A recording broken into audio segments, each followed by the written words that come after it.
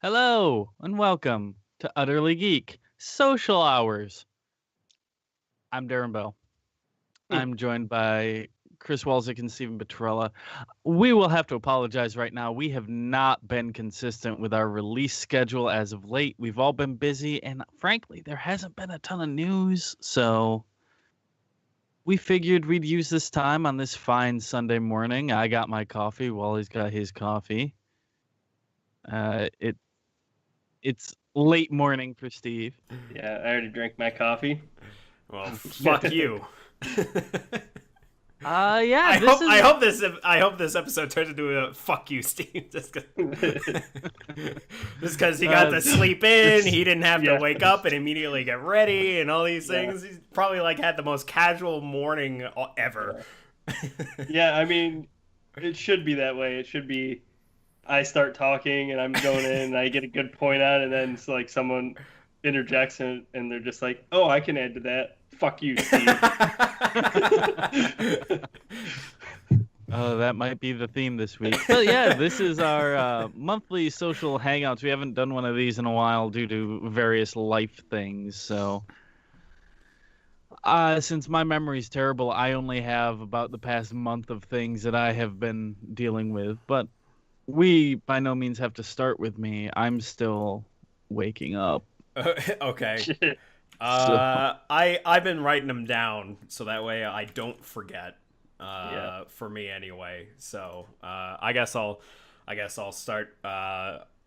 Been, I mean, it's been like a couple months, so I've been Yeah. playing God of War. I mean, I kind of stopped since then, but I've played as much of that game as I can. I really the next step, if I wanted to play more of that, is to basically get 100% fucking everything, like getting everything in the world, getting all the fucking collectibles, doing all the challenges, like basically doing everything in that game, and then maybe doing the their hardest difficulty, which I heard is like it's basically Dark Souls, where it's like you get hit once, it's like you're basically dead.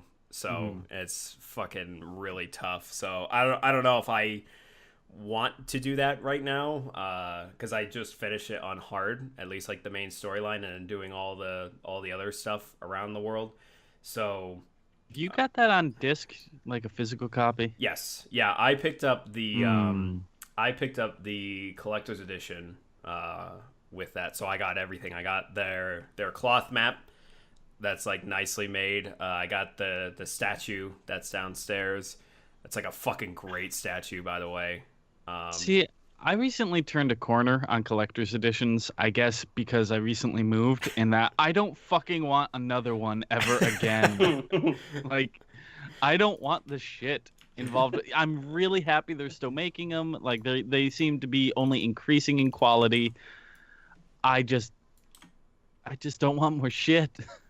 Yeah, I mean, I Excuse me. don't mean to sound like I'm disparaging you for having it. I'm happy that you're happy, and it's a wonderful collector's edition. It really is. Yeah. No, I mean, like so yeah. I mean, I'm not always a huge fan on collector's editions either, because the last one that I got that I was super disappointed with was the Batman Arkham Asylum one I was that gonna I say, got. if his words are not Batman Arkham Asylum, I will remind him. Yeah, because that was one that was like I fucking got over it. Like I think I pre-ordered it. Yeah, and like I went to go pick it up on midnight, and it was like I opened it up and I looked at the stuff inside, and it was like, because like the Batarang, which I mean I still have, it's like way up the top of my shelf. Uh, it was like it looked like I was like, this isn't metal, or like it looks like it's all beat up, like it got beat up and then fucking they threw it in here. It was just like, yeah, whatever. And I actually went right back inside, and I with like with the whole collector's edition, I was like, hey, I was like, was this everything that was supposed to come in this box? Like, I don't know, this seems kind of weird. Like the Batarang seems all beaten up, and like maybe if they wanted to keep it on the stand but at least make the Batarang metal, like I would have been totally okay Right. with that. But like I was like, yeah, this seems like just a big hunk of plastic that's just all beat to shit. Like, is this what was advertised? And they're like, oh yeah, like that's everything that's there or whatever, and like the reason why it looks like it's all beat up is because it's like he used it a lot, and I'm like, sure, and that was Big hunk of plastic that looks beat to shit. You have just described every collector's edition. Yeah. So yeah, it was just I was kind of like super disappointed, and then I was like, man, unless it's like a really fucking good like collector's edition, then okay. And Yeah. like the God of War one was like, yeah, that statue looks pretty fucking awesome. Like it looks pretty great because it's Kratos and Atreus like fighting off Draugr, and like they're doing different action poses, and like it's actually pretty. It's like a pretty big stand. Like this is like the base is like that big, and Yeah. it's just like it looks fucking nice. It's very well articulated. Like it's not like cheaply made, which is great. And I love the cloth map that came with it. It looks really cool. It's like the map of the whole world in that game. And I mean, you know, then there was all like the digital shit where it's like you get a dynamic theme on PS4. Oh, and right. like the avatars and shit like that, but which I downloaded. I mean, it's like fucking why not? I still love that dynamic theme because it's actually probably one of the best ones, because there's some dynamic themes on the store that I've browsed and I'm like, okay, but this one like has the music from God of War, and it just like has some moving backgrounds. Like it's the photo of Kratos and Atreus on the boat in that lake, and so like they're floating in the center, and then you've got like dragons and shit and birds flying in the background. You got waterfall in the background falling, so it's kind of nice. Like there's a lot of little things going on in the background with Does the music. Kratos randomly tell you a story in the main menu? No, Boy, I kind of wish, because then I really wouldn't start whatever I'm about to play or watch. Well, no. The thing is that he should say that as you're launching something. Oh god. Tell you what to- I would actually be okay if they added a patch to it where it was like him just going boy, like just as you're about to start something, because then I would fucking love that. yeah, I'm a big fan of like just editions where they give you a steelbook and then like a small like art book or something. Like those are the shit I like those, like, Yeah. and that like kind of tell you like how they developed the game, or like how they did like just little tidbits here and there. Like that's the kind of stuff that I like. I don't want like some huge fucking thing. Yeah. I mean, I think it also just depends on what you're doing in your life too. Like if you know you're settled and you have your spot, like I'd be fine with collecting a bunch of shit and just having like a room dedicated to it, you know. Yep. But like if you're moving around and you're doing that and you see all your shit, you're just like, fuck. Like when I moved, I was like, I threw away 80% of my shit because I was just like, I either like just donated it or was like, this is shit, I'm throwing it away. Yeah. Because I was just like, I'm not just fucking went- moving this with me. So Yeah, and Yeah. that's my problem, because I know this is not my forever home right now. So yeah, it's so you like, don't want to collect a bunch of shit in there. I think one of the best collector's editions I ever went for, and I'm so glad I did, was Fallout 3, the lunchbox. Mm. Because it is a lunchbox that came with a Vault Boy bobblehead, a small DVD-sized cased art book, Hmm. and a making of DVD that is the exact same size as the art book that all fits inside of a lunchbox. Yeah. That is a really cool and good collector's edition. I would Yeah. I would have thought your Skyrim. I would have thought you would have liked that, but that's another thing that's just like a big obtrusive statue thing. That Alduin is so difficult to package for safe travel. Yeah, I can imagine, Like, because there's a lot of it's- jagged edges and A lot of jagged edges, and it's real awkwardly shaped, so you can't like effectively pack it in with things around it. yeah. But you also don't want it to be on the top in case something heavy hits on the top of it. Like I like it. I really like the look. It's a really nice display piece. I love the art book that came with Skyrim, Mm-hmm. because it's a nice big hard leather bound, well, not leather bound, but big hardcover art book. It's beautiful, but Alduin's a bitch to pack up. Oh yeah, I forgot that was also the other thing with like the collector's edition of God of War was like it came with a download of the digital art book that you could put onto your PS4 and browse it through there, which I didn't. I actually ended up getting the art book as a birthday gift later the following month. So it was just Like like a real ass book. yeah, like so I was just like, oh yeah, because I mean the thing was like fucking huge, like it's a big book. So it was like, yeah, I'd rather browse this because it's like nice big pictures that are printed and Yeah. it looks good and like that's what I fucking read through. And I that, hate the digital art book movement because that's not the ideal way to look at an art book. Yeah. yeah, I agree. Yeah, the only thing that would be cool about it is if you like can take screenshots and stuff and then put them as like your wallpaper on PS4 and stuff like that. Like I think that's a cool thing. But other than that, like Yeah, because there's some I'm not spreads gonna that are read like 2 something on pages. PS4. Yeah. Yeah. What would be really cool, Steve, to bundle off of that? What if they created the digital version of the art book, but because it's a part of the collector's edition, as you leaf through, there are hidden links to get specific themes based off of certain pieces of art, but you have to find them by going through. Like, that would be cool. They made it kind of interactive in a way. That could be sweet. I don't know what kind of work that would.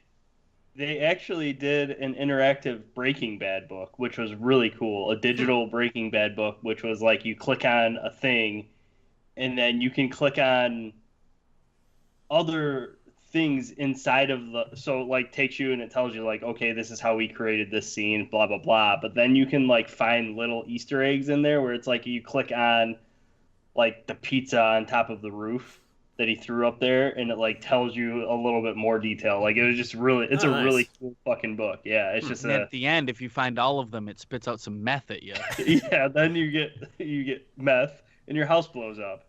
Yeah. Awesome. Yeah. So it's the full experience. But yeah, so I going back to playing God of War. That's as far.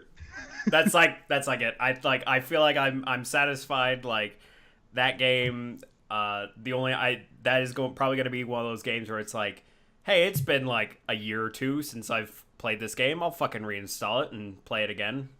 Probably not on the hardest difficulty, but I'll fucking play it again. So yeah, and then with my latest edition of Switch games that I've been playing, I've been playing way too much of Stardew Valley, both on PC and Switch. Get ready to talk about that come December. Yeah. This has also been my year of Stardew. Yeah, so I've been doing like a single player game on Switch, and then I bought it when it was on sale for PC because I was like, well, the multiplayer is coming, and I'd rather be able to play with like my girlfriend and friends and stuff like that. So I got it for PC as well, and I've mostly been playing on PC just exclusively for the multiplayer. But like I fucking love Stardew on the Switch because it's such a good game to like jump in, do a day or two or something, and then like go about your day. Just to, like take care of something and then be like, okay, cool, turn it off, and then go on doing whatever I'm doing. Or you sit down for 8 hours and continue to play. That's how it was when I first got it. It was so weird because like I knew with that game, just hearing about it, I was like, this is a game I'm gonna get so sucked into that it's just I'm gonna lose so much time. Like I wanted to get it at the right time to just be like, all right, I know that like now is the time to like, I know I'm just gonna sit down for fucking hours on end and just play this game and just keep going. And that was like the right time. I felt like when I got it for Switch, and just I'm now on winter day 6 of year 2. Ooh, right now. You're getting there. You're getting to a magical moment. Yeah. Yeah, so I've been doing a lot, and what I've been doing this time around on this second year, especially around like the winter time, which I should have done like right at the beginning of the second year. I was like, man, I should just fucking really keep track of when people's birthdays are and then give them like their favorite thing, because you just get so many fucking points for doing that. So you can get a calendar for your house. I don't know if you're aware of that. Bitch. of course. Yeah, so it's the same Ugh. thing as the community billboard. So every day you can just wake up and go, okay, whose birthday? Yeah, that would be something I need in my fucking in my Mhm. house. But I did end up marrying Penny, so now she's living in the house. Of course you would. Yep. The redhead. Yep.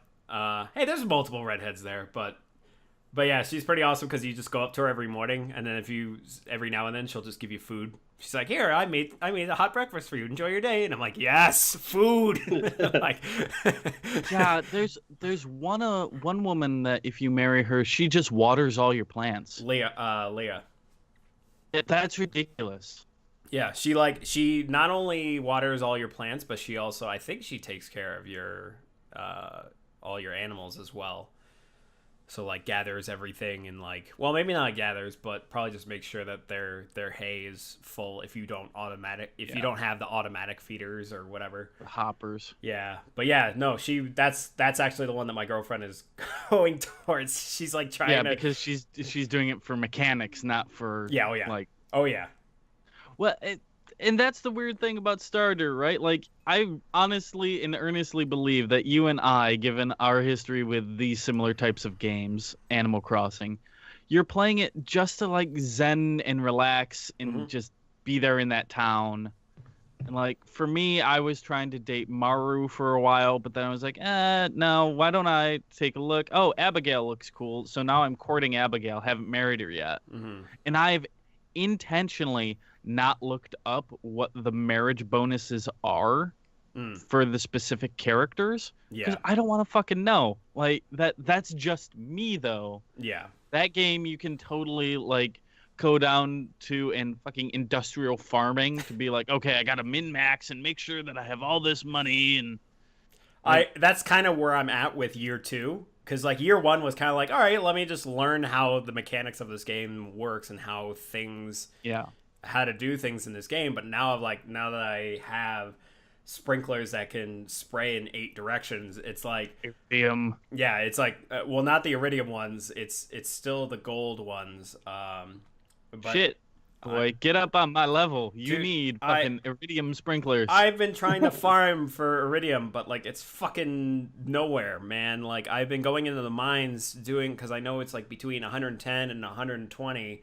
Like that's the only time that it's there in the mines, but like it's like a fucking super rare chance, and even if you get it, it's like you're gonna get like 2 or 3 little ores, and then it's like you gotta wait until you get fucking 5 to. I don't know what your problem is. I've got like 6 iridium sprinklers, and I'm just barely into year 3. And I have all the lightning rods. Fucking plant your goddamn lightning rods. Oh yeah, no, I've got like 4 of them. I got them fucking planted Steve, all how around my excited house. are you to talk about Stardew Valley? I haven't played it, so I mean, I've played a little bit of it, Yeah. and I think like I like it, but it's just like for me, I don't have the attention span for those kind of games. Right. Like I sit down and I'm like, I play for half an hour and then I'm like, okay, I'm done, can't do any more. So that's why I haven't bought it because it's just not worth it for me. Well, right, and it honestly does not feel like a Steve game at all. No. It takes what I really enjoy about it is my first Animal Crossing was Animal Crossing New Leaf on the 3DS. And I remember the first day I got it, it was like, okay, let's get in there. Let's do an Animal Crossing. Like, I don't know what the fuck I'm doing. Set up my town, go around and introduce myself to everyone. Then it's like, okay, that was 10 minutes. Now what? My friend's like, oh, well, collect shells and go sell them and make some money. And the shops are only open at certain hours. It's like, okay. He's like, yeah, you're supposed to play that game for like 20 minutes and then leave it alone for the rest of the day. Yep. Unless you want to go to a specific event, because then at specific times, certain shops will turn into other shops. Like, oh, okay. So it's that kind of a thing. Whereas Stardew distills that down to a point where you feel like you don't have enough time in a day to do Yeah. anything that you want. Yeah, really. It's always something you forgot to do. Yeah. great. Well, I think it's just because the map is just spaced enough where it's like you can't get to even if you have like the mine cart unlocked to like zip you around to basically teleport you to different parts of the map. It's still like there's still certain parts of that map where it's like you just don't have access to unless you go walk onto it by foot or horse, and it just takes so fucking long to get there that it's I Coffee. think Coffee, my friend. Grow and make coffee, because you run like a motherfucker when you drink coffee. I've got coffee beans. I have not made coffee yet. You make it the same way you make juices or booze. You just throw them into that little barrel, and I think it's 5 beans to make a cup of coffee. Oh, Jesus. But it makes it super quick. It's like half a day. Mm. So just take a whole bunch of casks, make a whole fuck ton of coffee, and just be fucking caffeinated the entire goddamn day. I've got like 11 casks in my house, and then I should probably build a shed and just throw them all in there, just to free up that space. But I do also have like 20 fucking of those distillers or whatever they are. No, not distillers. They're the things that basically make like jams and jellies and jars of stuff. It's the pot. Yeah.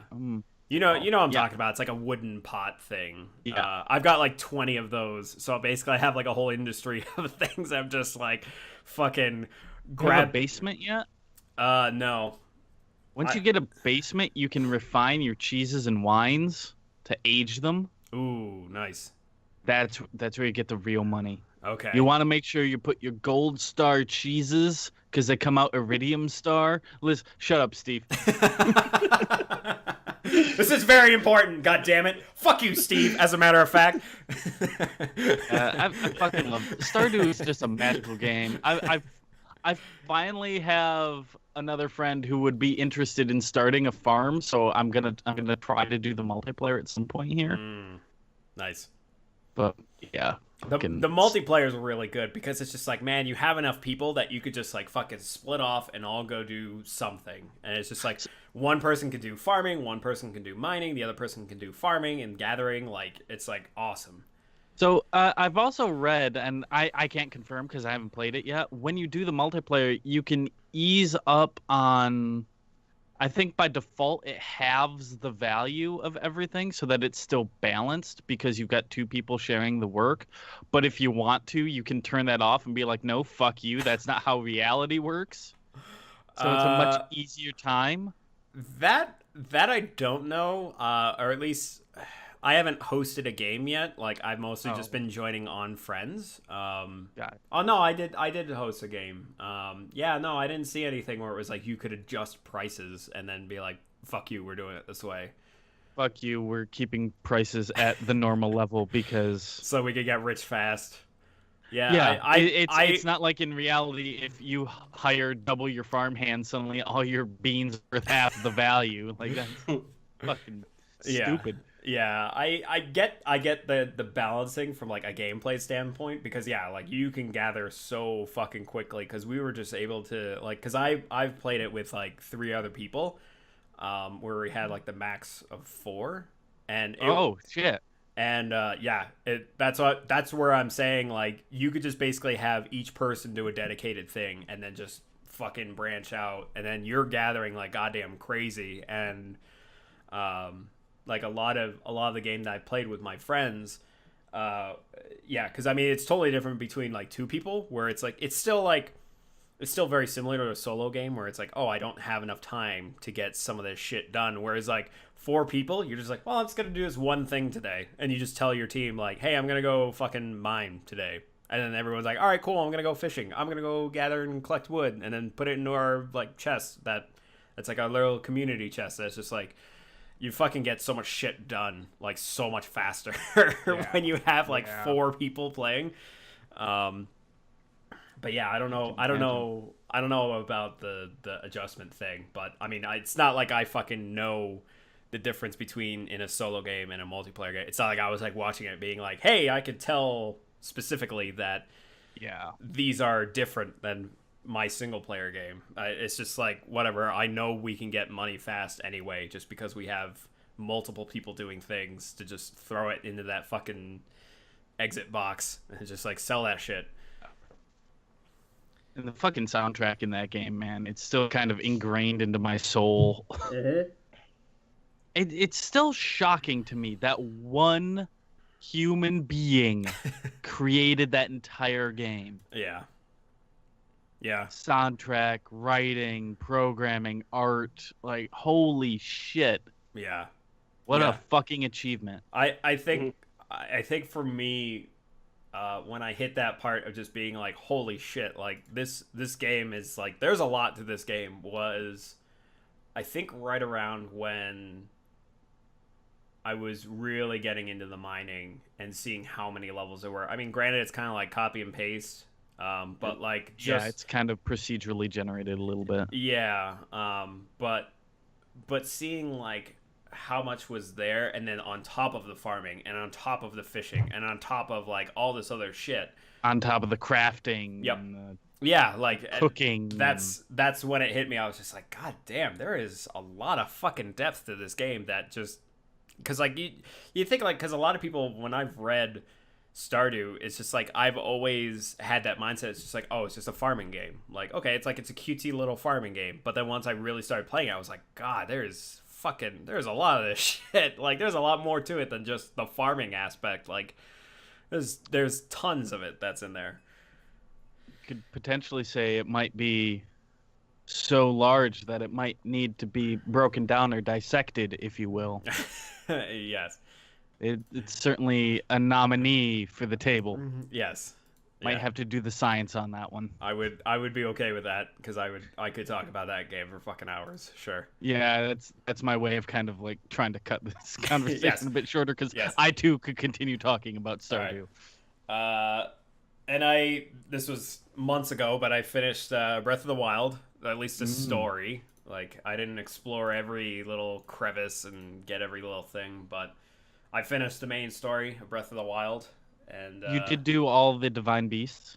yes, I did get all the divine beasts to go, which thank God, because Jesus Christ, like, it's like when you get all those and it's just like, oh, you're about to fight again and here's the final boss, and it's just like, fuck you, laser, and then it's just like, Yeah. now he's down by half or something. I was just like, Yeah. oh, cool, all right, this is a lot better now. But that's still, that final boss with Ganon still took me a while. Mostly, See, a lot of people complained about that. They're like, "Oh, it makes it too easy." really.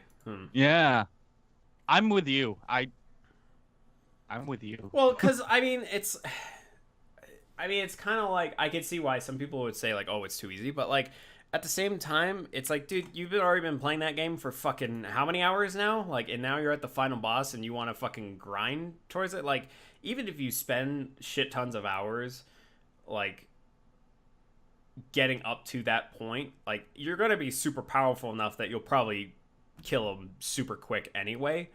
But like, I don't know, for someone like me that just eventually got to a point that was just like, I just want to fucking finish this game, and it's just like, I did all the divine spirits, like, I know I've put fucking 50-60 hours into this game easily.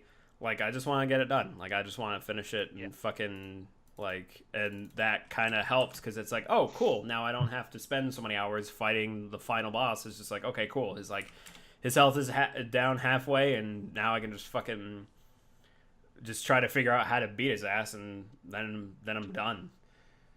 So I don't know. I found he was still pretty difficult, but that was mostly just because maybe it was still like I wasn't able to use some of the abilities as advanced as I've seen some people do them, like some of the shit that I've seen people pull off.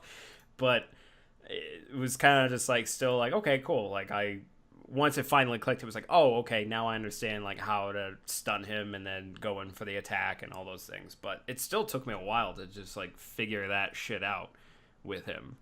Right. But that being said, Hyrule Castle is one of the more interesting environments to actually explore and pillage. Mhm. Yes. Yeah. Like, the gear that you get in there is fucking awesome. Did you find the special thing that you can only get in the castle? No, I did actually try to actively look for it, but I could not find it.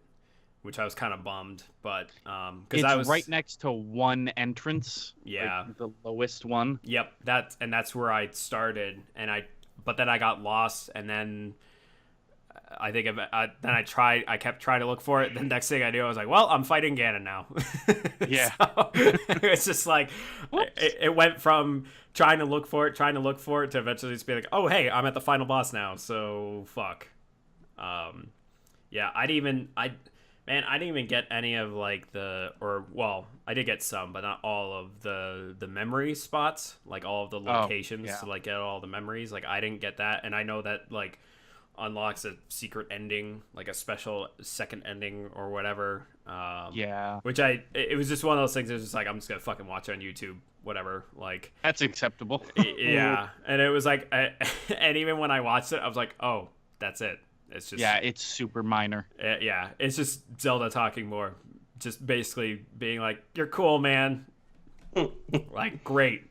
like I'm glad I didn't spend all those fucking hours just to be like, "You're a good person." Like, thanks, lady voice in my head. But yeah, I mean, overall, I would say, I really enjoyed it, and I can't really. I mean, while playing Breath of the Wild, really, the entire time I was thinking, like, I don't really see how people can connect, like, between this and Horizon, other than just because they both came out around the same time, and they were both big open world games that involved exploring. With a bow and arrow. Yeah, that's about it. That's it. Like if people are like, oh, they're the same thing. Like, no, they're fucking not. No, they're fucking not. They're two totally different games. Like, yeah, they will both be remembered very differently. Yeah. Yeah, like, because there's a lot of things of Horizon that I really like, and then there's a lot of things about Zelda that I really like. So, and those aren't the same things that you like out of both of those games. Yeah, exactly. Yeah, I like, because like the thing about Horizon is I fucking love hunting the mechanical beasts in that game. Like, it's really fun to like get into combat with those things, because you like set up traps and set up fucking ways to kind of counter them, like depending on what element they're carrying or what kind of elemental creature that they are, like those kind of things. Like, there's a lot of strategy to it, and that's what I love about it. But like Zelda, I really love just fucking running around in that world and finding weird shit in that world and in that game. And I know, Darren, you were saying it, like how a lot of the devs, they basically made that game where it wasn't just like an open world where they just were like, okay, we'll just fucking throw random shit everywhere, like fucking Ubisoft. It wasn't like a Ubisoft map. It was like they very much looked at the map and said, okay, this seems a little too open here. Like, what can we add here? And like actually really think about what can go in these areas. So they're also really smart in their design for Breath of the Wild, because they decided to not go with we're going to auto-generate icons all over the map. Mm-hmm. So the entire world is actually structured in a way for eyeline. So like at any point, you can turn and see Hyrule Castle anywhere in that map. Yeah. But like you round a mountain and suddenly there's another geographical feature or a building or something that makes you go, the fuck is that? Yeah. And the way that they kind of laid that out, I would latch onto something differently than the thing that you would latch onto, but it'll still pull you in the different directions. There was a wonderful paper I read right after Breath of the Wild came out that was all about how amusement parks are built using similar methodology to draw people toward the big roller coaster or the big new thing. And Breath of the Wild really adheres to that. So like as you're going to Zora's Domain, you'll be like, oh, I'm going to follow this river, go up this way. And then suddenly the foliage changes to a little bit more of an aquatic theme. And you're like, wait, what the fuck is that? I'm going to follow what the fuck that is. Yeah. And it slowly transforms into Zora's Domain. Yeah. It's fascinating, the design of that game. And the more I think about it, the more it is the Metal Gear Solid 5 of the Zelda franchise. Mm-hmm. Arguably the best playing one, Yeah. with arguably the least story. Mm-hmm. Yeah. Yeah, yeah, I can definitely agree with that assessment of that. It's definitely not my favorite Zelda, but I really do like the play style is phenomenal. Yeah. Mhm. Like it's just so good, and like it, I think there's other open world games that are going to try to emulate what that game did. So Yeah. Yeah, I there's so many points where it's like I think I found myself just really fucking bored with some of the story beats of that game of Yeah. Breath of the Wild, and I Mhm. was just like, okay, fucking whatever, I don't care. Like kind of thing, Yeah. like just throw me back in the world and let me do my shit, man. Like just let me fucking do that. Well, I love the fact that during dialogue choices, you can pick that for Link. Basically, like, yeah, shut up. Just shut Mhm. up. Like, he can be a real fucking dick, and I love it. Yeah. Like, when you're talking to Old Man at the beginning, give me your paraglider. Yeah. Give me your Just play. shut up and let me get the fuck out of here. It's real good. I dabbled a bit. I kind of played. I played like 2 or 3 hours of it. I should get back into it. I played a little bit during the Steam Summer Sale. Was Heat Signature, Right. made by the people that made Gunpoint. It's a top-down, kind of similar to I want to say Hotline Miami, where it's like it's very fast-paced, but it's not as fast-paced because you have a pause button and you can kind of like plan out your next attack. So it's not like Hotline Miami where it's like it's fucking going, and if you fuck up, then people are coming your way, and you need to react quickly. But it is a lot of fun, and it was kind of like an enjoyable little experience. And I think that was another game similar to Stardew where I was like, man, the scope of this game is like kind of big. Like considering it's like a lot of transitions of zooming in and out of like being in bases, being in ships, and then the game remembering when you board another ship to like take it over or whatever, it still remembers where you are in that star system of like where the location of that ship is going. And I think that's kind of cool. Is that the one where if you get caught, they just throw you out the goddamn airlock and you Yep. have to go catch yourself with your Yes. ship? Yep. Okay. And you can also accidentally shoot out some glass in a room and then you all rocket out. I've done that as a few couple of times where with a silenced weapon where it's like a bunch of guys see a dead body and they all go investigate, and there's a glass panel and I just shoot at it and I just watch all of them rocket out, and I'm like, okay, and you can keep moving on. But the moment that game clicked for me was like just all the different traps that game gives you, that you could like teleport to different areas, and like utilizing the pause feature, so that way it's like you do your next thing and then like you use another item, and then when you pause you quick swap to a different item that like may lay down a different trap, and like all these things. It's like, and you just get it done in like 3 seconds, like in real time. I was just like, that feels fucking good. Like, Yeah. it felt really cool. It was like, man, I was able to take out a whole room of like 4 dudes in like a span of like 2 seconds, and it just felt awesome. I was like, okay, yeah, this game's pretty good. You murdered 4 humans in the span of 2 seconds. Yeah. But no, it's a lot of fun. Feel good about that. But yeah, it's a pretty cool game. I recommend it. I think it's only available for PC. I don't know if it's available for everything I think else. it's only on PC, yeah. Yeah.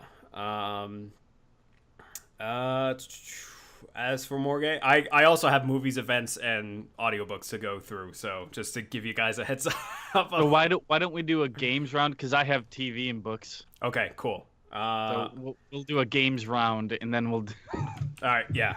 Like I said, I've been writing all this shit down, like things that I want to talk about. So I've been you and me saving up. Yeah. So I with the announcement of Devil May Cry 5 at E3, I was just like, man, I should fucking replay all those games, and like all of them.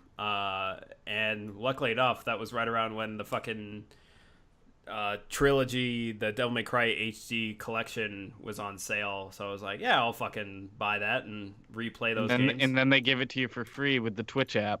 Well, they give you the first game for free. I wasn't able to play because I finished. Yeah, because I played and finished the first game, and then I was like, okay, time to try to fucking buckle down and play the second game and hate it. But I went to go start up the second game and I couldn't select it. And that's when I was like, huh, weird. So I looked it up. I looked it up and people were saying, yeah, Twitch only offered the first game in that whole collection. So if you wanted the other two, you had to buy it. So that's bizarre because as far as I know, that collection is a collection. So the fact that the Twitch license only gives you a third of that collection, that's fucking bonkers. Yeah.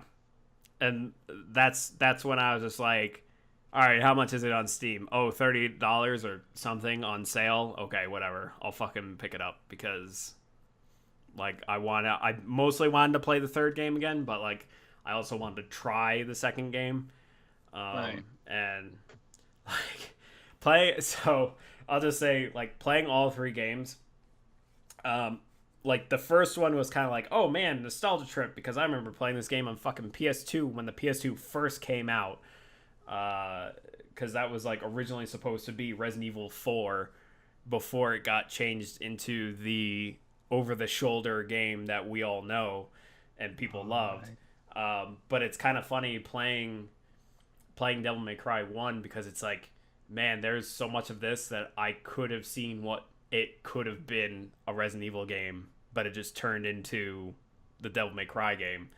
Because like a lot of it is like you're on an island and it has a castle and like some of the enemies could have been zombies or different zombie-like creatures and shit like that. And I could have sworn at some point at the very end, because it ends where the island is blowing up, a la fucking every Resident Evil game ever. Yep. But Devil May Cry ends where it's like, oh, the island's about to blow up, so you have to escape kind of deal. And it was like, when the final scene, when you escape, you're on a plane flying away from the island. I was like, man, that fucking island looks just like the final island in Resident Evil 4.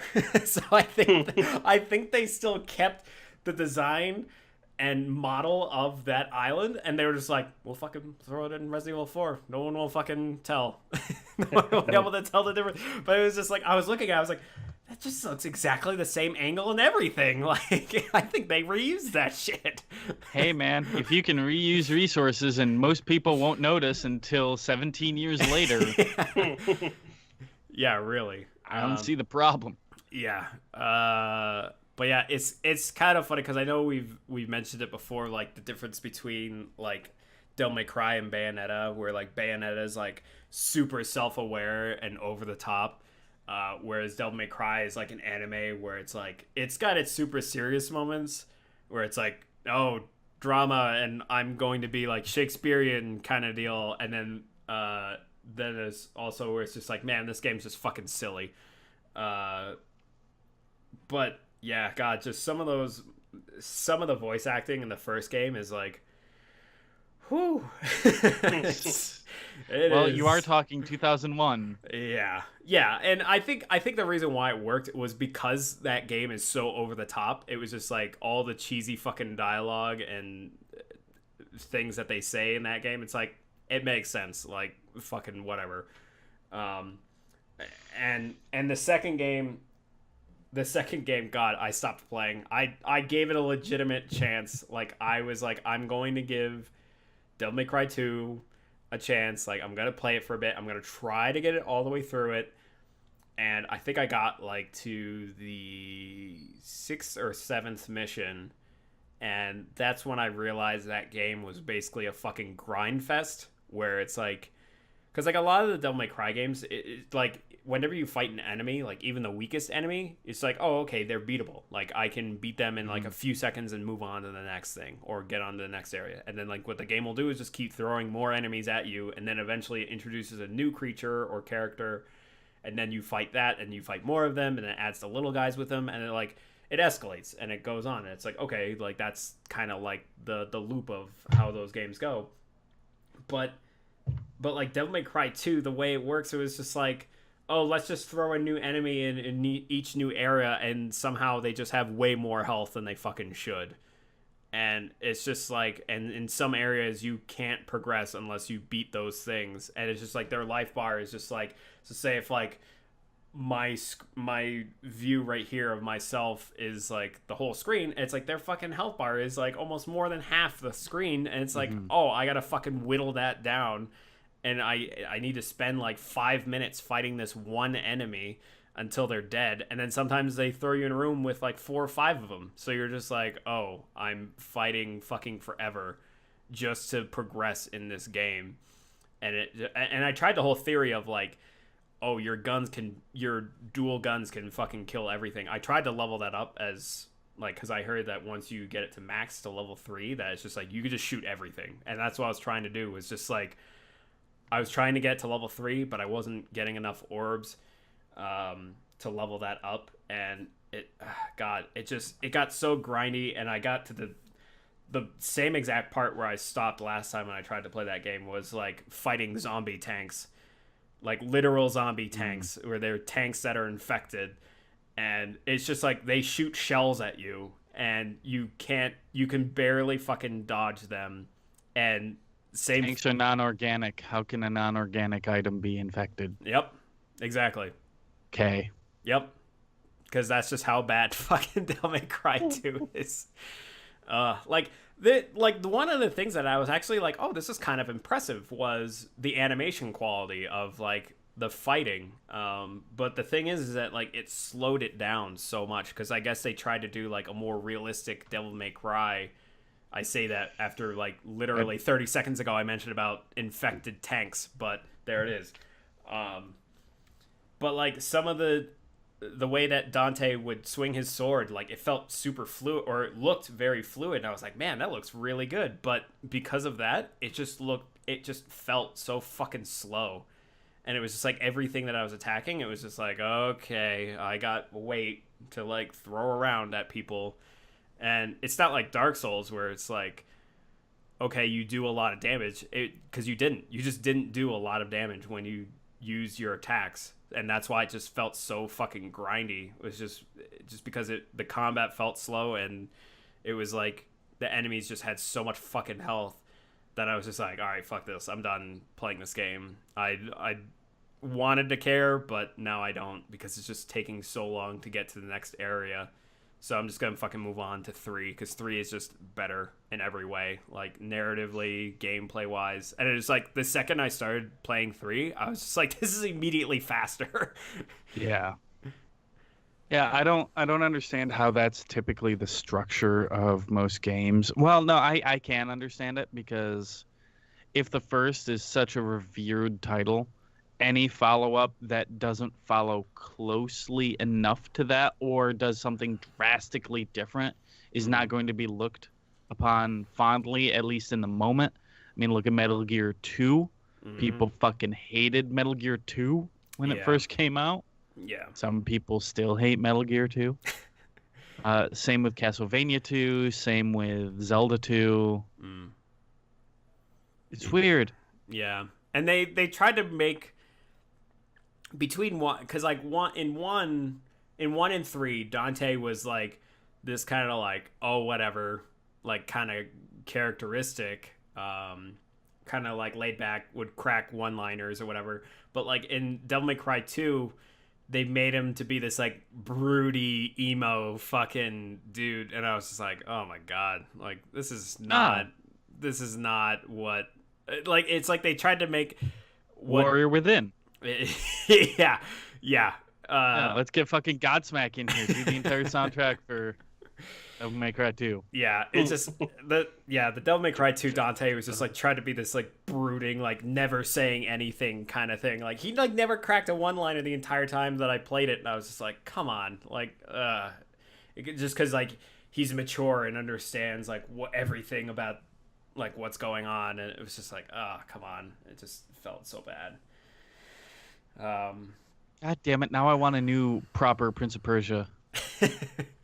Yeah, What have you done? I agree. That's another series I should play again. Those are so good. I Some would say the trilogy of that generation. yeah, yeah. Cause at least like with Warrior Within, yeah, it was tonally different, but it still was like a decent game to play. They refined the combat to a Yes. point where it was real good. Yeah, yeah, That's why the Two Thrones, I think, is the best one because it unites both of those. Yes. The sweet ass platforming and the sweet ass combat. yeah. I agree with that. Dark Prince sucked, but he was a good heel. Yeah. Yeah, and then, after finishing that collection, I did Devil May Cry 4, and then now currently I'm on the Ninja Theory one, which, like, when I played it at the time, I was like, oh, this is pretty good. Like, this is all right. And it's kind of funny because, like, thinking back to it, I remember that was, when I first played that, was back when we did our first PAX, I think, when we did PAX East, because they had a booth there, and And lost your mind. Yeah, because I was like, oh shit, the new Devil May Cry, they have a demo, and you were like, have fun, bye. you were like, I don't give a shit about that series, so I'm gonna go and do things. So I was like, all right. Yeah, and I remember playing that demo, and then I was like, oh man, it feels fucking good, like, and it has, like, it's an interesting little take. And when it was released, I played it, and I was like, oh yeah, this is pretty neat. But like now that's like, a lot of us that go back to games with like a mature mind and like just understanding of plot and character development, all these things. It's just like, now that I'm playing it, it's like, yeah, the combat is great and some of the stylistic changes are cool, but God, it's one of those things where it's like, it seems to be a consistent theme with Ninja Theory, where it's like they want to take some kind of franchise and make it different and edgy, and it just falls flat on its fucking face, and it just does not translate well. Yeah. And one aspect that I was just like, I just rolled my fucking eyes, because at least like the voice acting is a lot better, like the performances seem believable, but so like there's one boss fight in the DMC game where it's one of those things where it's like, it's the cinematic to introduce the boss before you fight them and everything, and there's like a little back and forth between Dante and this creature, and I shit you not, there's a moment where they literally say fuck you to each other like 3 times in a row in succession, back and forth. Right. I remember seeing that clip. Yeah. It's one of the dumbest things to ever happen in games. And it was just like, it was that moment when that happened, I was just like, holy Christ, Ninja Theory. Like, come on, man. Like, you're better than that, I guess. Like, no, they're not. No, they're not. No, they're not. They're really not. You okay there, Steve? What was that? No, I don't know. I thought I heard something, but Me too. Yeah. And then there's also, I just got to the part last night where it was like, Dante and Virgil were bickering back and forth, and then Virgil goes, well, I have a bigger dick, and I was just like, oh my god. Yep. Oh my god. It's gold. Yeah, it's like, Jesus Christ, this fucking game, because Hooray! Yeah, I mean, it's one of those things where it's like, Ninja Theory's really good at their gameplay, like introducing some new ideas and new concepts, and it makes the gameplay feel better. But it's like, God, their fucking storytelling and like screenplay writing is just, it's so fucking bad. Like, yeah, you should doubly hate them for what they did to your Metroid. Yeah. Because they were able to bring the fucking Metroid Prime and classic Metroid gameplay and marry the two and make it feel really good. But then the fucking story was just garbage. Yeah. So it's. I really hope Nintendo comes out and scrapes that from the canon. I think they have. I think they've totally ignored that's happened, that's a thing. I mean, that's kind of like how it is with Devil May Cry 5. They're just basically like, Devil May Cry's back. That other one didn't happen really. Kind Yeah, of deal. that's Yeah. just a fever dream. There's a gas leak. Don't worry about it. Yeah. Yeah, exactly. I'll mention this a little bit only because I'm gonna save the last thing to segue into you, Darren. But one thing that I've gotten back into has been Overwatch, mostly because of Wrecking Ball. Because I have been playing so much of Wrecking Ball. I think for me, the way I play him is exactly how I thought Diva plays, where she's kind of like a get in, kind of do some damage, block some things, like harass a bit, and then get out. Which until they like change some abilities for Diva, where it's like I think her cooldown is a little bit longer for her boosters or something, and then her defense matrix is a lot faster, and the cooldown for it takes a while. Yeah.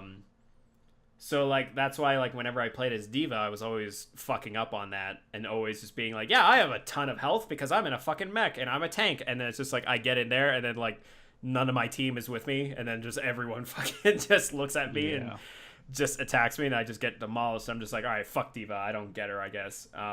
But that's exactly what Wrecking Ball was like. Oh my god, it makes sense because that's exactly what he is. Because you come fucking swinging in, hit a bunch of enemies, hit your fucking armor, so then you have shield, like shit tons of shield, go in, fucking attack, and if you notice that you're getting attacked a little too much, like if you're getting focus fired, roll into a ball and fucking roll away, and you're gone, you're out of there. Like just so much of that shit, I was just like, God, it makes sense. Like it's And this the exactly... swing mechanics on that feel really fucking good. Yes, they do. Man, like if you swing up and slam down on someone just right, it's so satisfying. Yeah. I saw a really great play. It was just on Reddit. Guy swung in over the cart, slammed down on the entire enemy team as they were mid-air from the pop-up. He ulted, so they all landed on his mines, and it's like, wow, that's really fucking good. Yeah, that's exactly like when I have my ult ready. That's exactly the combo that I do, where it's like you swing in, and once you get to the highest point, you hit your ult, and then fucking slam down, and exactly as you said, everybody gets launched up into your fucking mines, and they had no idea that it was coming.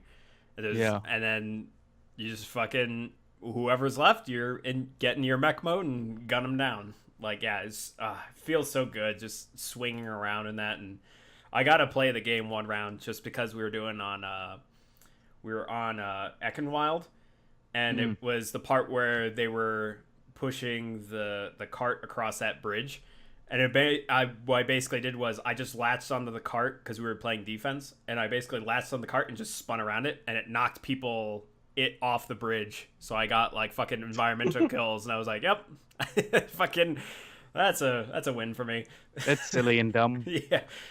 Yeah. So he's a lot of fun, and I've just been enjoying my time playing as him. And the last thing that I've been playing was fucking, I know you and I have been playing it, is No Man's Sky on PC with their next update. Yeah, so I've been kind of getting into that again, doing a single player run and then playing with you as well. Yeah, so it's still buggy as shit, especially the multiplayer stuff. Yeah. But they've refined a lot of the structure of that game to where it feels real good, and there's a lot more random events and things that you can find. Yeah. It's still the cool, chill space game that it always was. And if you were unsatisfied with No Man's Sky at release for anything other than, God, I wish I could play this with people, I don't think this is going to move the needle on you any further. Yeah. It's still that core game. Yeah. And it's kind of funny because like playing it, when I was talking to my girlfriend about like, oh, like these are all the things that they've added or whatever, she eventually just said like, so Stardew, And then that's why I was like, oh my god, this is Stardew in space. This is what this is. Because it's just like, to a degree.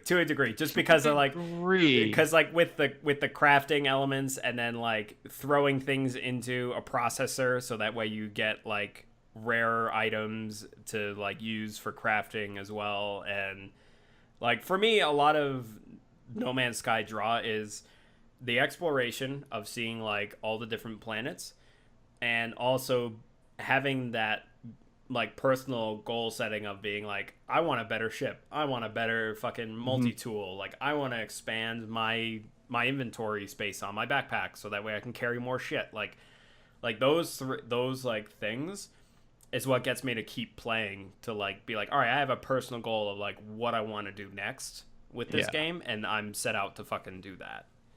See, the thing for me, the thing that really clicked with this new expansion was the first time I encountered the biological horrors, which was with you. We were playing a 3-player thing with our friend Nate, who has since refunded the game because it's just not his style of game, which is fair. Yeah.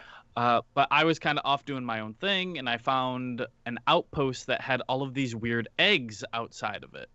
And I could break the eggs. So I broke it, and a big glowing larva comes out. And it's like, oh, hold down E to pick up larva. So I pick up the larva, and then it said biological horrors detected, and these giant creatures erupt from the ground and start attacking me for killing their eggs. Mm-hmm. So, of course, they fucking murder me, and I find my body, I regain all my stuff, and I look at the value of the egg, and it's like a quarter of a million or something like that. I picked one up yesterday because I found a location. I was like, oh man, I'm gonna fucking grind for this shit like Darren did, and yeah, they're like 900,000 units. Yeah, they're really fucking expensive. So I spent like an hour just kind of dodging these monsters and killing their children to sell on the black market. And that's when I'm like, yeah, this game's pretty good, because you can kind of make your own story. The thing that I have a problem with is that if we're playing together and you build some equipment for the base and install it and are like, oh man, I'm tired, I'm gonna go to bed. Okay, see ya. As soon as Wally disconnects, all the shit he built is gone. So it's still kind of fucked up in that way. Yeah. So.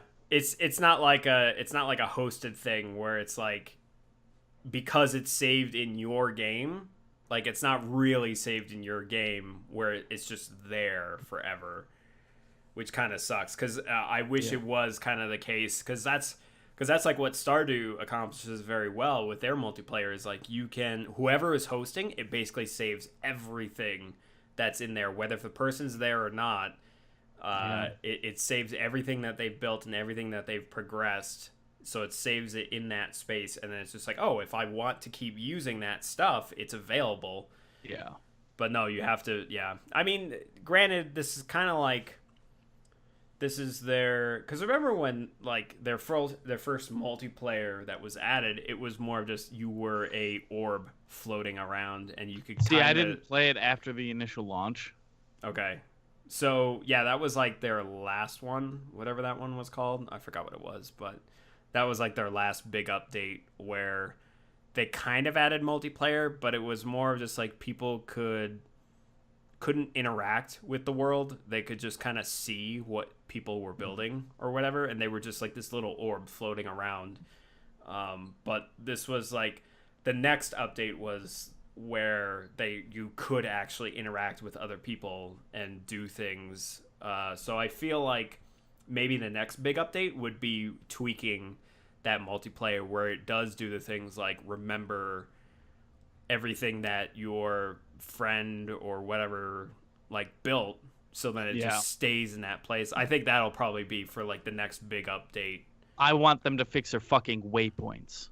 Right now the waypoint system is fucking broken, because you'll get an interesting point and it'll pop up and it'll just show you a direction, and it won't show you the goddamn icon if the icons are fucking up. Yeah. But every translation stone that you've seen and activated, they still have their waypoints. Yeah. Despite the fact that you've already activated them. And I've Same noticed thing with treasure chests. Like they got to fix that shit. Yeah, I've noticed that's mostly just an issue with the multiplayer because with single player, like that hasn't really been a problem for me playing it solo. But yeah, like I think that's only a multiplayer issue. That's a multiplayer bug right now. And that's what I'm saying. Like I feel like the next big update will probably be tweaking a lot of those multiplayer bugs and issues that they have with it. I think they just wanted to be like, okay, well, seeing as how this is basically adding multiplayer and then totally redoing the crafting and mineral system, like they just wanted to get that out there so that way, because it's like one of those things where it's like, okay, yeah, now it's like a good time for a big update for No Man's Sky. Like every time that they've done that, it was just like, oh, it's been like 4 or 5 months since there's been a big update. So like, well, this big thing was also like, hey, we're on Xbox One now, so yeah. Arguably, Xbox One got the best launch of No Man's Sky. Yeah. So yeah, I don't know. It's still a neat game. I still enjoy it. Yeah, no, me too. And I think with the next update, it was kind of like, yeah, it's been a while since I've played it. Like, I'll fucking jump back in and see how this game is. Yeah, it's cool. So I've been playing a bunch of that with you. I have finished up. I don't know if I already talked about this. Donkey Kong Country Tropical Freeze. Ooh, all right. Now I didn't go for 100% on this because fuck that. But if you want a really fucking good classic style platformer with really good fucking music, Donkey Kong Country Tropical Freeze, especially on Switch, is really, really good. I didn't play the new funky mode because that's literally an easy mode. Yeah. Which that game definitely needs. Yeah. But yeah, man, it's a fucking good classic platformer. If you're in the market for that and you never played it on Wii U, definitely pick it up for Switch. Mm-hmm. Nice. Yeah, I'm probably gonna pick it up. I really want to play that. Yeah, it's really fucking good, Steve. I will say I went through not using any of the assist items, but some of the secrets are so fucking well hidden that you definitely need to use the assist items to find them. There's one of them that's Squawks a parrot, literally comes down and starts screaming at you and pointing in a direction to show you where the hidden stuff is. Wait, so was that added in the Switch version, or was that always in there? That was always in there. Okay. So you collect these banana coins, and you go to the shop to cash those in for different things. Like you can straight up just buy extra lives. Mm-hmm. And despite it being so fucking difficult, by the end of it, I still had like 85 out of my 99 lives. Oh, okay. But of course, that's supplemented with the Kong powers. So as you're playing, you collect bananas, which fills a meter. And if you hit both shoulder buttons when it's full and you have a Kong companion on your back, they do this big cinematic high five, and all of the enemies on the screen turn into a thing. And that's dependent on the partner that you have at the time. So Cranky turns them all into more banana coins. Dixie turns them into golden hearts, and this is the only way you get those, which add an extra hit point on top of you if you're already filled. And Diddy just straight up turns everyone into one-ups. So there's ways to supplement that pretty easily. But there's a bunch of other stuff that you can grab, like backup barrels, so that if you die in a level, you can go into the next level already with a Kong companion, which doubles your health and gives you their ability.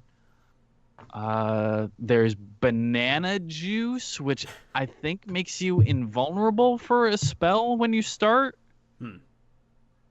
There's another thing that I don't remember. Oh, there's a bonus heart that you can get to give you an additional hit point.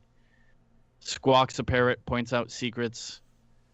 And then there's the blue balloons, which you use on underwater levels to never worry about your breath. And green balloons, which will automatically save you if you fall off the level once. So as you're going into a level, you can pick these items. But I did 100% a couple of the islands, which includes what is it that you need to do? You need to collect the Kong letters, Kong, Mhm. in one go. So if you collect a K, an O, and a G and miss the N and leave the level, you still don't have the KO and the G. You'd have to go back and collect all Kong in one go. Mm. And then there's hidden puzzle pieces. The hidden puzzle pieces unlock artwork and dioramas and stuff like that. Whereas you have to collect all of the Kong letters in every stage to unlock a bonus stage for that world that's super fucking difficult and doesn't have any checkpoints. Once you complete all of those for all 8 worlds, you unlock the actual final battle, which is super fucking difficult. So, yeah, fuck that. Didn't do that. But it's still very satisfying. Yeah. The reason why I asked about that parrot was because that parrot kind of sounds very similar to the parrot that's in Super Mario Odyssey. That's like you go up to him and he gives you like little hints and tidbits. Oh, the hint parrot. Yeah. It sounded very similar. What is his name? Yeah, I can't remember, but it sounds very similar in that same aspect where it's like it's a little talking parrot that you just go up to and he gives you hints and then fucking whatever. So it seems like a consistent Squawks theme. doesn't talk. Okay. So No.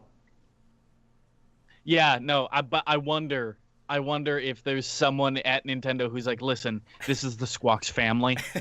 Listen, Yeah. hey, because we know They give Donkey hints. Kong and Mario coexist in the same world. yeah, Mhm. exactly. So I wouldn't doubt it if those parrots are fucking related. Mm-hmm. Let's start it now. Start that theory. I dipped my toes into Invisible Ink. Ah, yeah. I need to get back into that game to finish it because it's really fucking good. It's a stealth tactics game that is run based. So the entire premise is that you are this global underground secret society of spies and espionage that gets attacked by a malevolent force, and you're forced to fucking just jettison and get the fuck out. So you have your handler, and you have your initial team of 2 agents that make it out alive. You also have Incognitia, which is the AI that basically orchestrates all of Invisible Ink's orders, but she's on backup battery because you had to fucking jettison out of your headquarters. You have 72 hours before she runs out, and the entire point is to take Incognitia and install her in the enemy mainframe to take over their system and reclaim Invisible Ink. Because this other section is just blowing your shit up and revealing to the world that you exist as the secret world government. So you have your spies that you go in, and they each have different specialties. There's a whole hacking system built into this game. But you don't want to go lethal because when you fire a gun, it's super fucking loud. Even if it's got a silencer, it'll alert people in a smaller ring around you. But also, it'll only make the guards heavier handed later on in the game. And as you're in an encounter, unlike a game like XCOM, they consistently ramp up the pressure because the alarm systems get more and more sensitive the longer you're on a mission. So every 5 turns, things will ratchet up in one way or another. They start off basically like, oh, all the cameras you deactivated, they're reactivated. So you can instantly just hack them all back asleep, and that's fine. Eventually, they'll reintroduce new guards on the scene with new patrol routes that you were unaware of previously. Eventually, they'll be like, armed guards are on the scene. They will fucking shoot you on sight. Yeah. I have not successfully gone through an entire run yet, but it's really fucking good. And how they characterize each of the different characters is really well put together.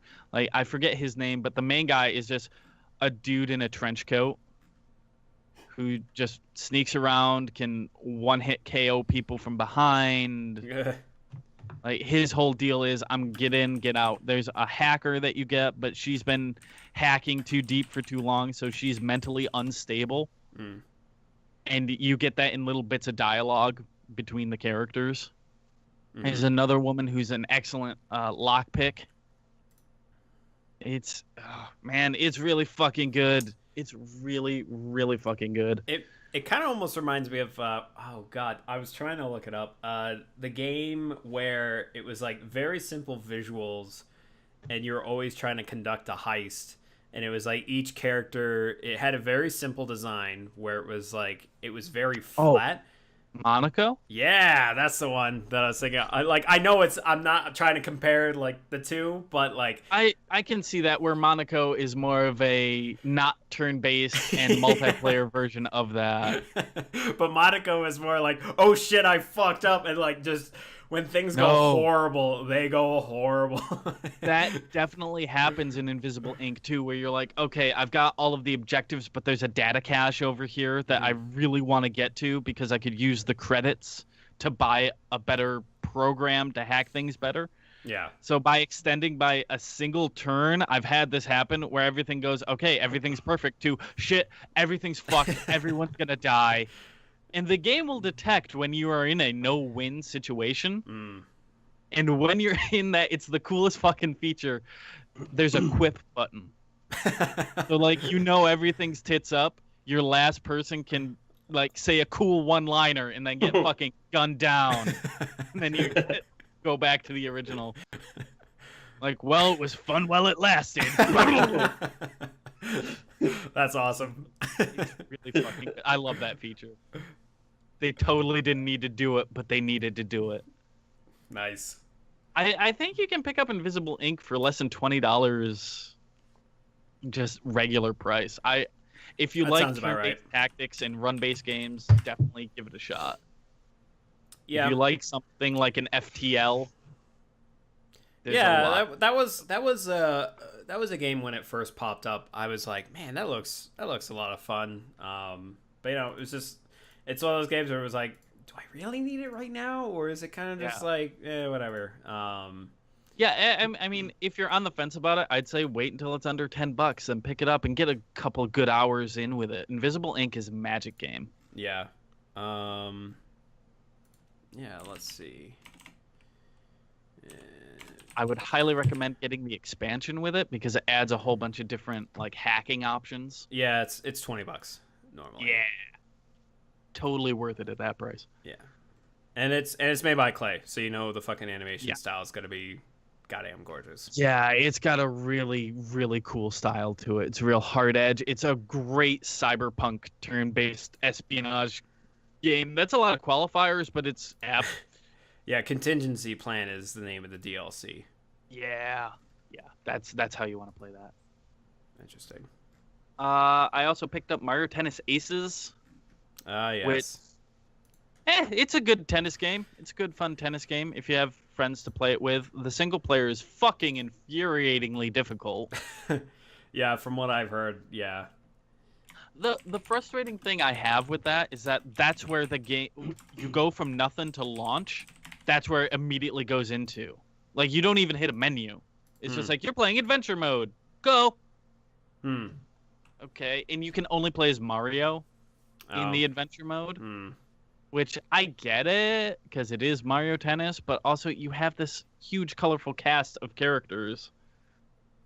Yeah. Let me play with them at least, or at least like let me unlock the ability to play as them through the story. Yeah, like as you play the adventure mode, it's like you go up against different opponents, and if you beat them, then you unlock them and you can play them. Yeah. But that's not at all how that works, unfortunately. There are really weird boss fights in that, too. Like, you have to fight Petey Piranha at one point. Like, he's the first boss you fight. And I fought some haunted mirrors, which is real fucked up. Because it's not just like, oh, win the tennis match. It's figure out how to fucking damage these assholes. Because unlike other tennis games, you can win a round by knockout. Right. Mario Tennis Aces, because your rackets have health and there's ways to knock the health off. A lot of people liken it more to a fighting game than a tennis game.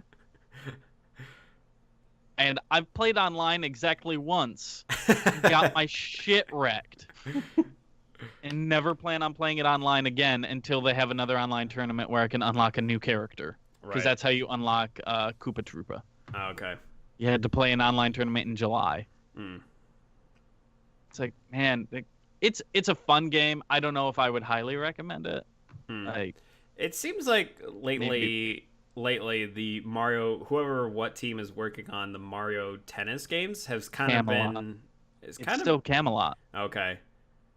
I don't know. They seem like they've been kind of lacking lately. Like, at least it was better than what I heard with what was the Wii U one that came out? Oh, I don't fucking know, but it was not good. Yeah, like that was like at least this was like a step up from that game, but it's still like still fun. It's still a good tennis game. Yeah. I just don't think it's worth the price of admission right now. So like deep discount then or something. Yeah, but good fucking luck because it's got that Mario name on it. So maybe never. Yeah. And that would be fine. Just give me a good fucking Mario Golf. That's all I want. Mario Golf is the best Mario sports game. Fight me. Ugh, I want one on my Switch real bad. I'm real deep into Nier Automata as well. I just wrapped up Route B yesterday. And it's really infuriating to me the fact that they had to put that statement at the end of Route A to get people to actually play the rest of what that game is. Yeah. Because it transfers into Route C really, really smartly at the end of Route B. Like they do a Metal Gear Solid like next on. Like when you finish a big chapter in Metal Gear. Like why couldn't they have done that at the end of Route A rather than do the whole hey, it's the end of the game. Tee not really. Like yeah. Yeah, because probably a lot of people who played to the end of the A ending and they were like, oh well, I'm done. I don't need to fucking play this game anymore. So they didn't really get to experience the full, like, just how fucking nutty that game gets. Well, like with there is a publisher comment at the end of the credits that says, hey, by the way, hit continue and reload your save and see what happens, you dicks, because there's so much more of this game. It gets really interesting now at Route C, which is kind of frustrating because Route A is okay. It's functional. It's nothing really mind-blowing, but it's like 20 hours of it. And then Route B is pretty much the same thing, but from a different perspective. So they truncate it a bit, so it's like 6 to 8 hours. But now Route C is something completely different, and it's like, okay, you made me sit through basically 25 to 30 hours of okay game. Like it's still good. Like Route B got really interesting.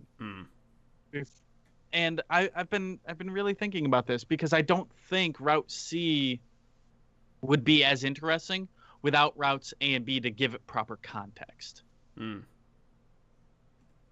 It's a thought that I've been struggling with on Nier because I'm really enjoying my time with Nier.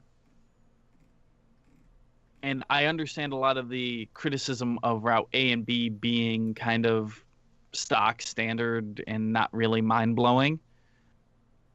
But I think that's critical in the setup. So I'll have to see how they knock it out, how they finish it. There are 26 endings. I've experienced 4. From my understanding, the main story endings are A through E. Okay. So I am on C/D right now, I think. It's a weird fucking game. That's a game that I eventually want to get into just because I love Platinum and I love like just how fucking nuts they get with games sometimes. They do some really cool stuff with combat in this game. Yeah. So like the first character you play is an assault model, so she's got 2 weapons. So I'm playing it on PlayStation. You're using square and triangle as your light and heavy attacks.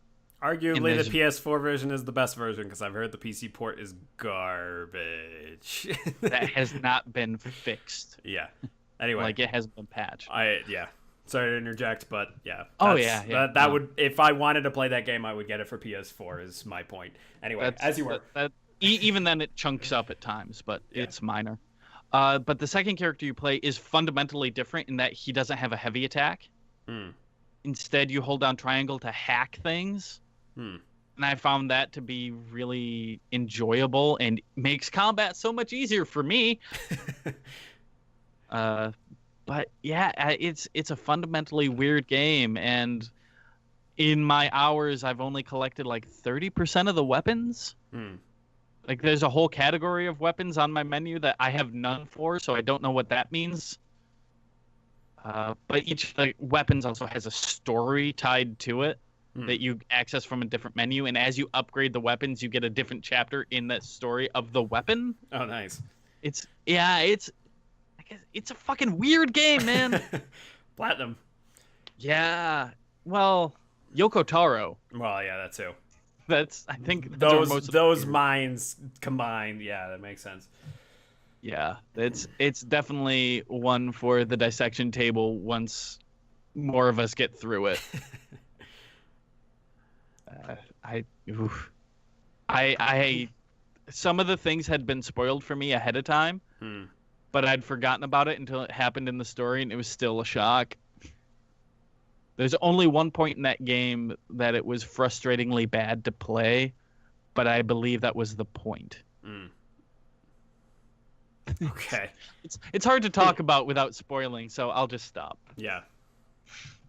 Nintendo released a demo. Maybe not Nintendo. There's a demo out there for Yoku's Island Express. So I downloaded that the other day and played it, and really... I know you like Metroidvanias, but do you like pinball? How would you like a Metroidvania where your traversal and attacks are pinball? Okay.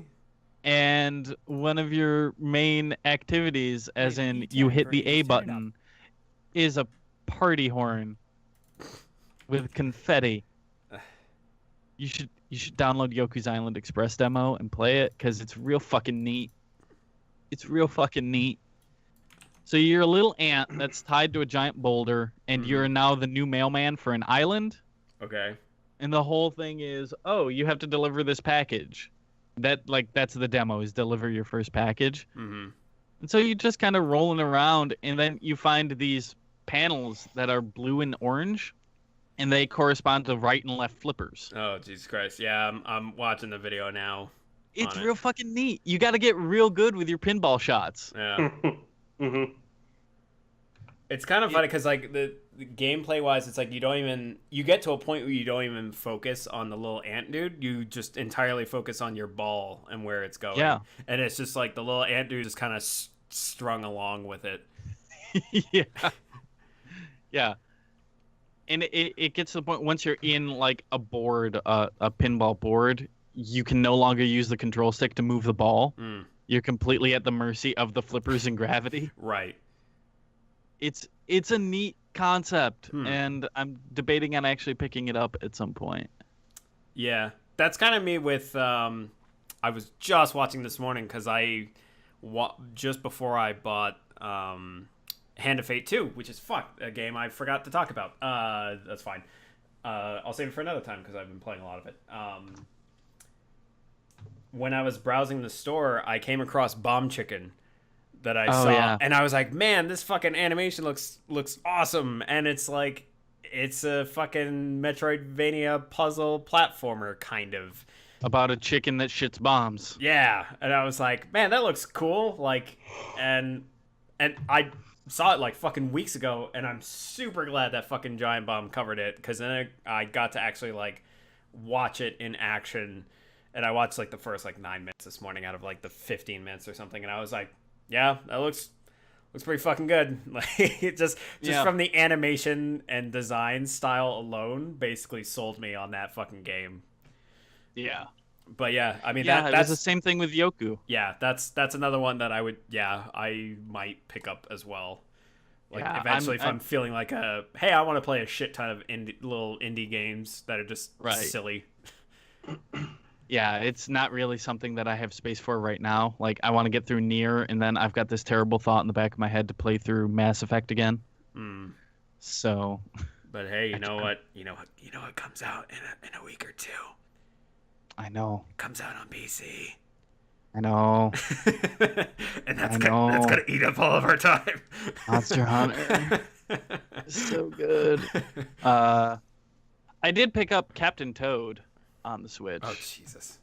And it's a delightful little puzzle game. I love it. I love it so much, and they translated it very well to Switch. And there's a reason to own it over the Wii U version because there's new levels that are based off of Mario Odyssey. So I'd say if you didn't play Captain Toad originally, maybe give this one a shot. They should have a demo. They don't. That makes me mad. That kind of seems like a consistent Nintendo first party thing where they just don't have demos. Yeah. For their game. Like there's so many games that have demos, but it's like with Nintendo it's like they just unless never it's do demos. An absolutely huge thing. Like Smash had a demo. On 3DS. Yeah, that's true. Because I know I played that demo almost like for 30 hours or so before the actual game came out. Because they gave me Link. And like, honestly, I didn't need anyone else. It's fine. Yeah. But no, Captain Toad is fun. And I played a lot of Splatoon 2. They had a race war in Splatoon 2. They had a Splatfest, and the whole thing was Octolings versus Squids. So an honest-to-God race war. Which the Octolings lost. They won in popularity, but they lost in execution, which is typically how that goes. Yeah. But yeah, Splatoon 2, still good. Still good. Yeah, that's all I care to talk about. Steve, what have you been playing? I haven't been playing a ton, but I picked up this game called Slay the Spire, which is a roguelike card game, card deck building game, which is mechanically really fucking well done. It is a really good game, and if you like card games, if you like roguelike games, if you like just dungeon crawling, it's kind of a like dungeon crawler too. It's really interesting because you're going up levels and stuff. It's just really neat. If you like RPGs, like it's fucking really cool, and it's mechanically cool because it's like, oh, I'm gonna take every card that I can get that I think is good, but sometimes you don't want to do that. Sometimes you're just like, I have too many fucking cards in my deck and I don't need all of these, So it's like, after you start learning more about it and you're just like, okay, I'm not even gonna take a card this round. Fuck it, I don't want any more. I think my deck is good, So it's just like strategically building the best deck you think, which is, I just think it's really cool. It's pretty simple and easy to grasp too. So everyone I know that's played that has just sang its praises. Yeah, it's very well done. Yeah, it's really like I bought it during the Steam sale, and I'm very happy. I think it was like $10 or $15 in the Steam sale. How much is it now, Wally? I can hear you researching. Yes and no. Yeah, just keep going. I'll get back to you. Yeah. But yeah, so I think it might be like $20 regularly, but I'm not 100% positive. It's a weird number. $16. Oh, $16 on Steam. Okay. And it's in early access right now. Yeah, it's still early access, so they're still building the game.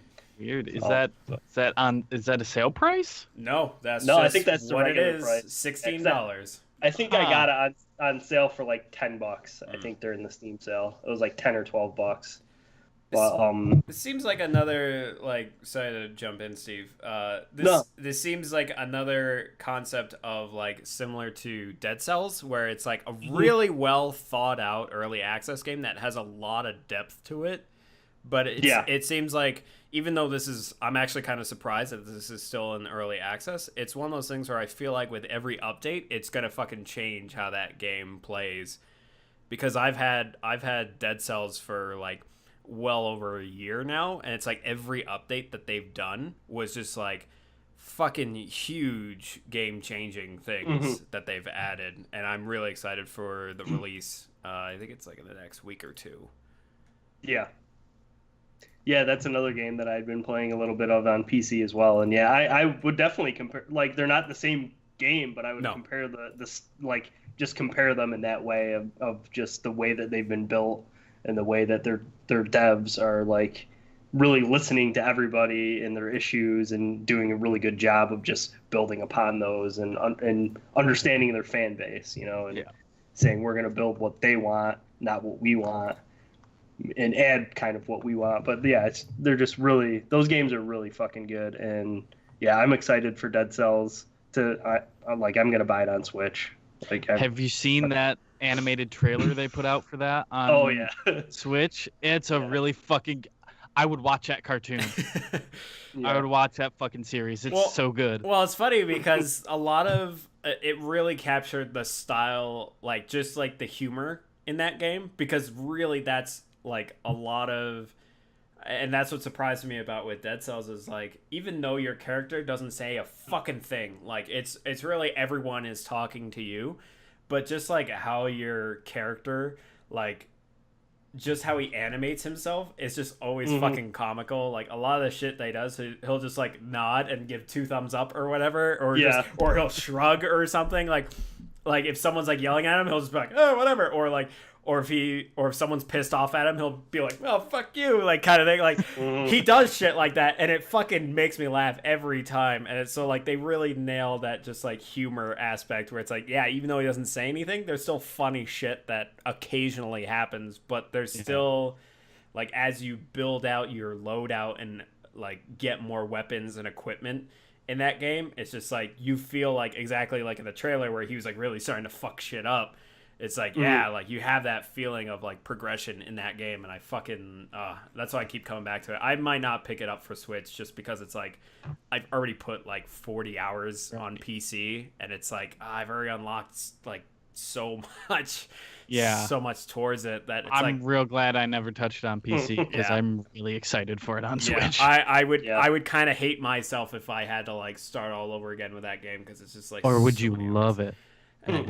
No, because it's like, there's there's a wall jumping mechanic that you get later in the game. There's a bunch of stuff that's like, if I was playing it brand new on the Switch, I'd be like, oh, I don't have this ability. Like, what the fuck?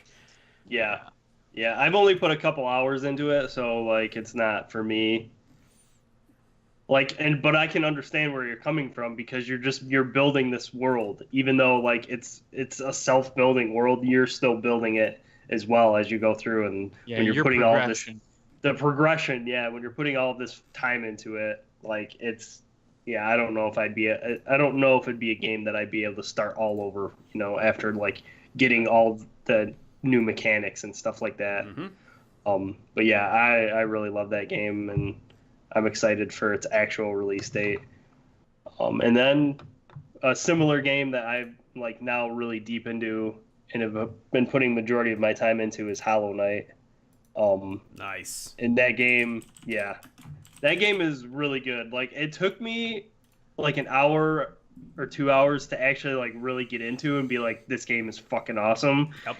Because it's kind of that Metroidvania roguelike marriage with like Dark Souls and stuff like that.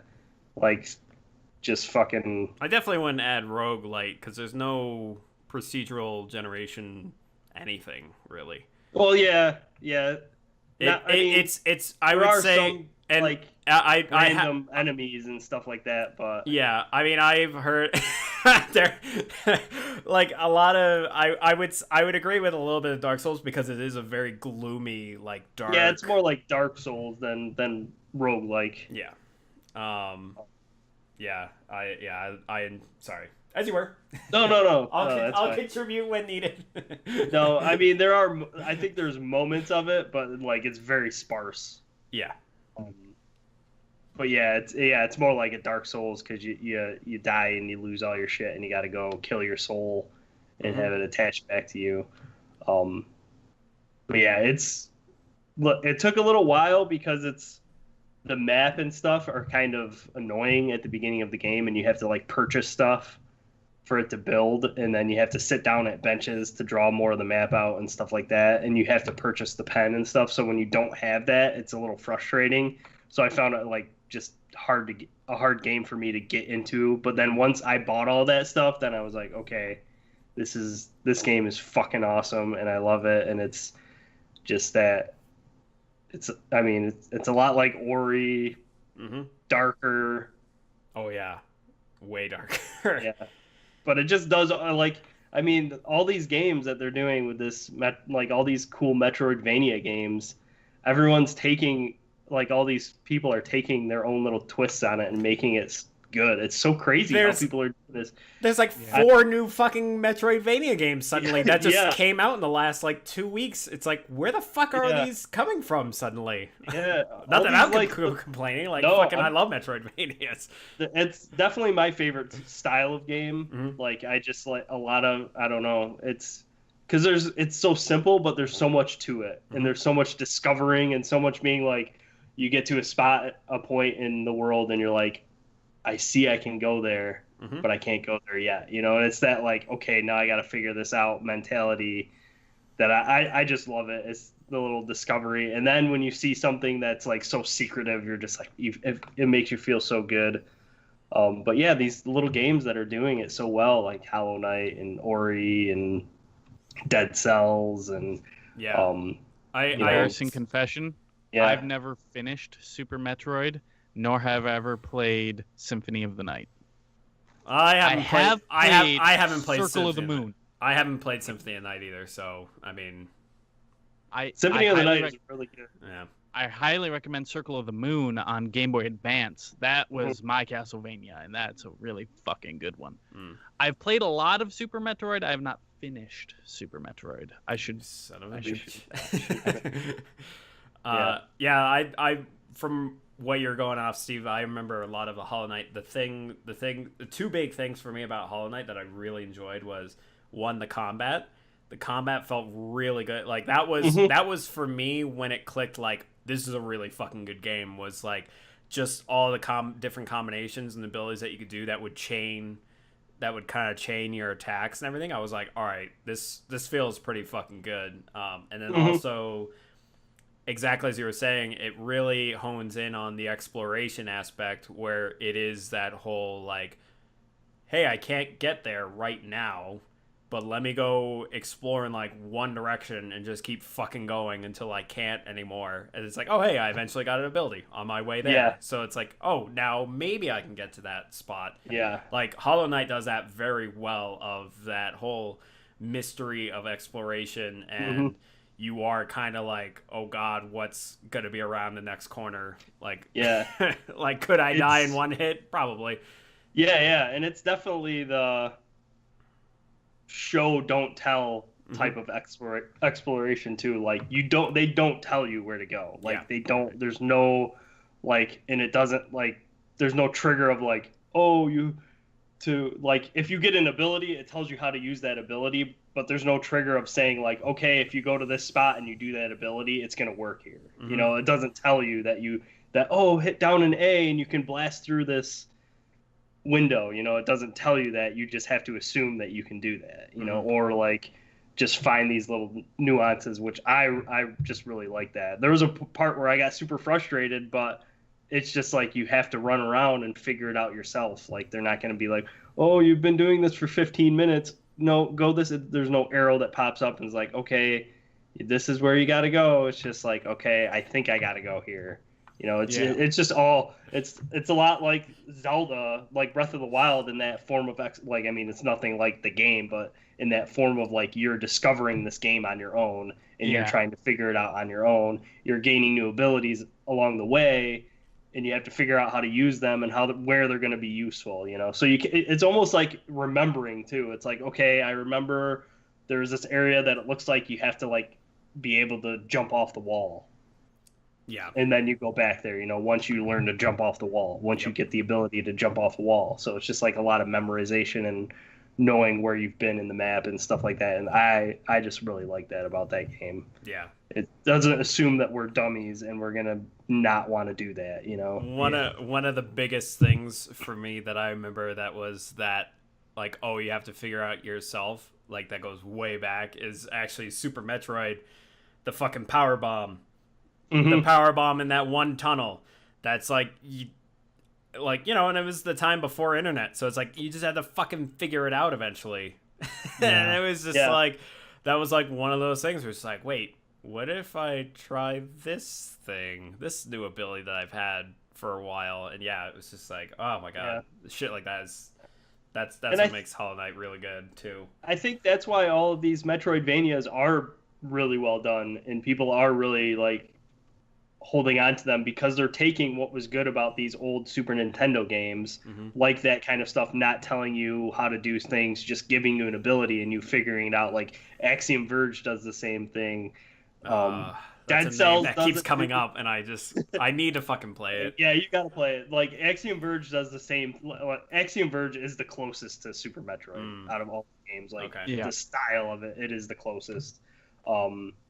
But they're doing something a little bit different, just like all of these games that are in the Blind Forest. They're not explaining all of this shit to you. They're giving you this mechanic, and they're making something creative with it. And I don't know.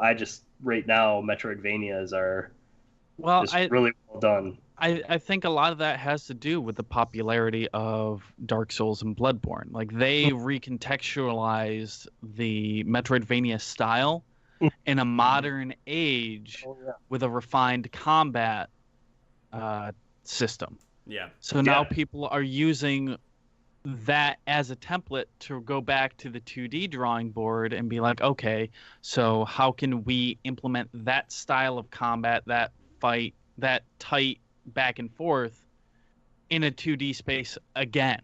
Mm-hmm. So that's why you're seeing this new second generation of Metroidvania Renaissance, if you will. Yeah. With more of the Dark Souls, Bloodborne style mentality of combat. And that, for me, like, I really wish I could love Dark Souls. And one of these days I will get back into it, because I did like what I had. It's just, for me, running my head against the problem over and over again and not getting better results, or just suddenly running into something that's like, fuck you. That's not particularly fun for me. You know, now that you pointed out, yeah, it is in a sense where Dark Souls is a Metroidvania, because you do get to a point where it's like, there's one path that you go, and there are enemies there that are like, fuck you. And that's basically where it's like, okay, maybe I shouldn't be going this way. Maybe I'll go this other way, and there's easier enemies. And it's like, oh, okay, this way is better. So then you go that way, and it's like, you level up, and you gain abilities, and you gain new weapons and equipment. And it's like, oh, let me go back to this area. And you fucking crush them. And it's like, oh, okay. No. Whereas, like, with Metroid and Castlevania, the problems and the walls aren't combat related. Right. In Metroid, it's always environmental related. You can't go underwater because your suit is ill prepared. You need to find the right suit part. Right. Whereas Dark Souls and Bloodborne, it's, this thing's gonna fucking murder you. So until you level up and you figure out how to murder them back, you're not gonna go this way. It's just a different way of gatekeeping. Going at that style of game. Like, I mean, they do similar things where, like, you see a path and you open it up from the rear, basically, so now you can get there easier. Like Hollow Knight does stuff like that as well, where it's like, okay, I made it around here, now I bust this wall open and now I can just run through this way, you know, just stuff like that. There is definitely similarities in the style of play. It's just the look of the game and, you know, how you attain or how you make it further, like progression of Dark Souls and Bloodborne is like getting better and understanding the enemies. Mm-hmm. But Hollow Knight and those kind of games have the same thing where it's like the more you understand the enemy, the better you're going to be at the game, you know? Right, It's just exactly. like, so, yeah. But yeah, really that's all the new stuff that I've been playing outside of the old multiplayer shit. Did you read anything, any books or movies or what have you? Movies I've done. I did I have been reading a book, but I'm not far enough to really talk about it. But I watched the recent movie that was in the movie theater. I watched is Sorry to Bother You, and that was really fucking good. Sounds It's like familiar. it's an absurdist Sounds comedy. That it's I mean they're really playing off of what's going on today in the world, you know. It's like this like guy, he needs to find a job, so he takes a job as a telemarketer, and then it's him like trying to build himself up and make a shitload of money and stuff and blah blah blah, and the way that they go about it is like super absurd. Like, I won't spoil anything, but the first scene is him like interviewing for the job, and he brings like a trophy from like a past thing. He's like, "This is my trophy for blah blah blah blah blah," and the guy's like, "Oh great," and then at the end the guy's like, "You're full of shit about both of those things that you said, and we know because we researched everything." Like, he pulls a trophy out of a tiny bag, like a fucking like, it's just absurd like that, you know, just stupid.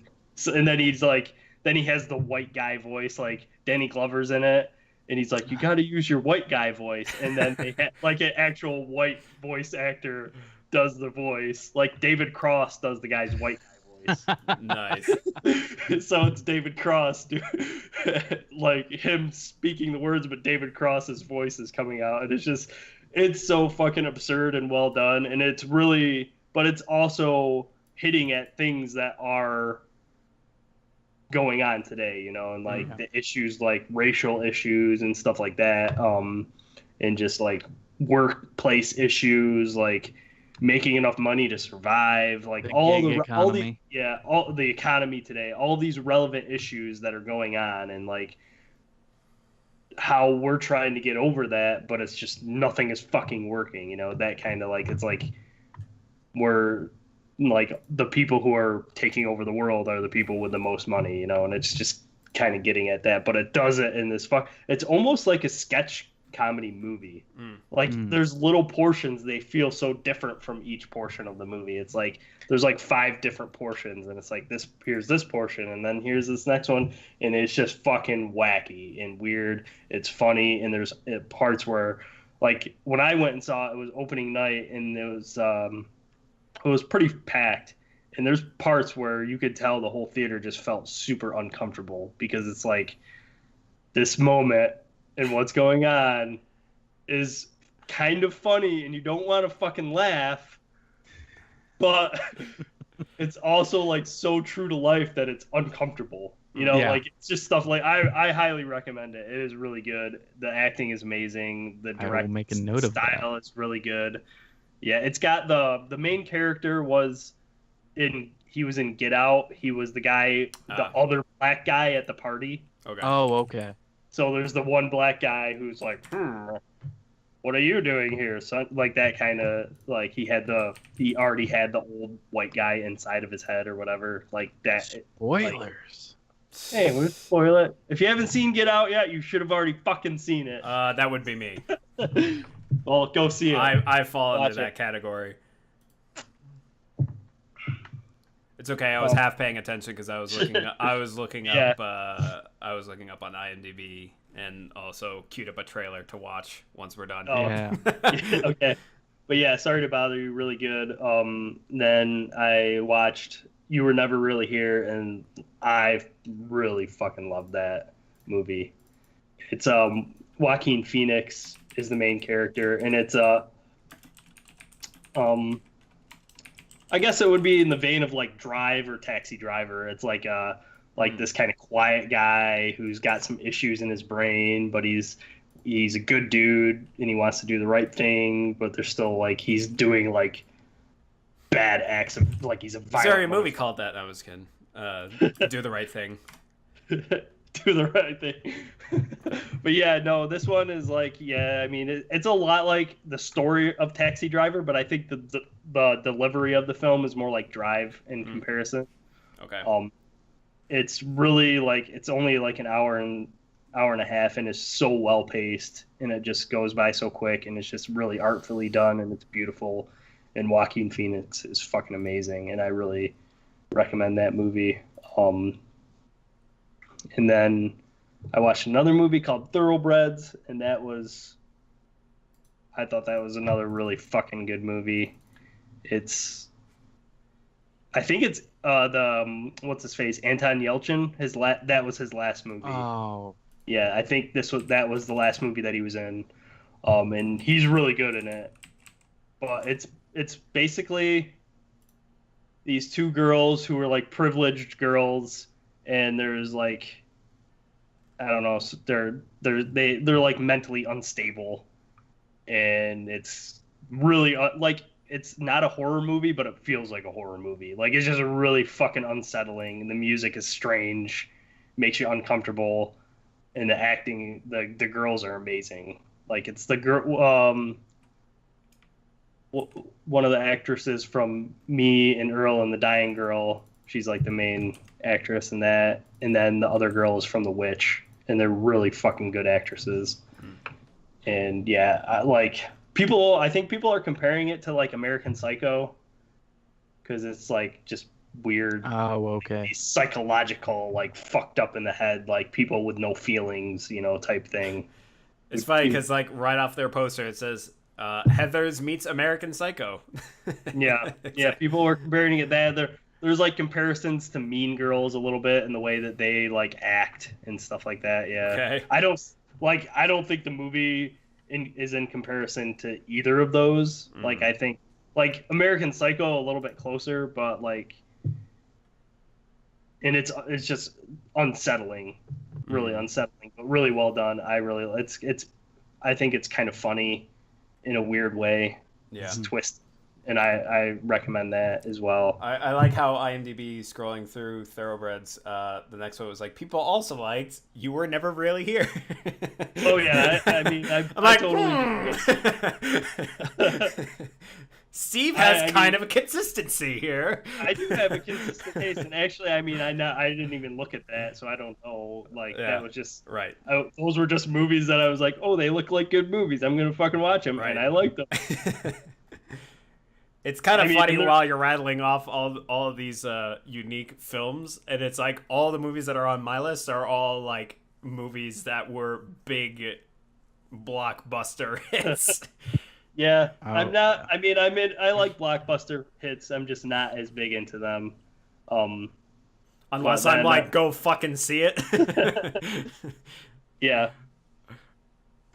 And then I also watched a movie called Leave No Trace, and that's another one. I think that's similar to. It's similar to You Were Never Really Here in the story beats. I think they're telling this. I think they're telling a similar story in a completely different way.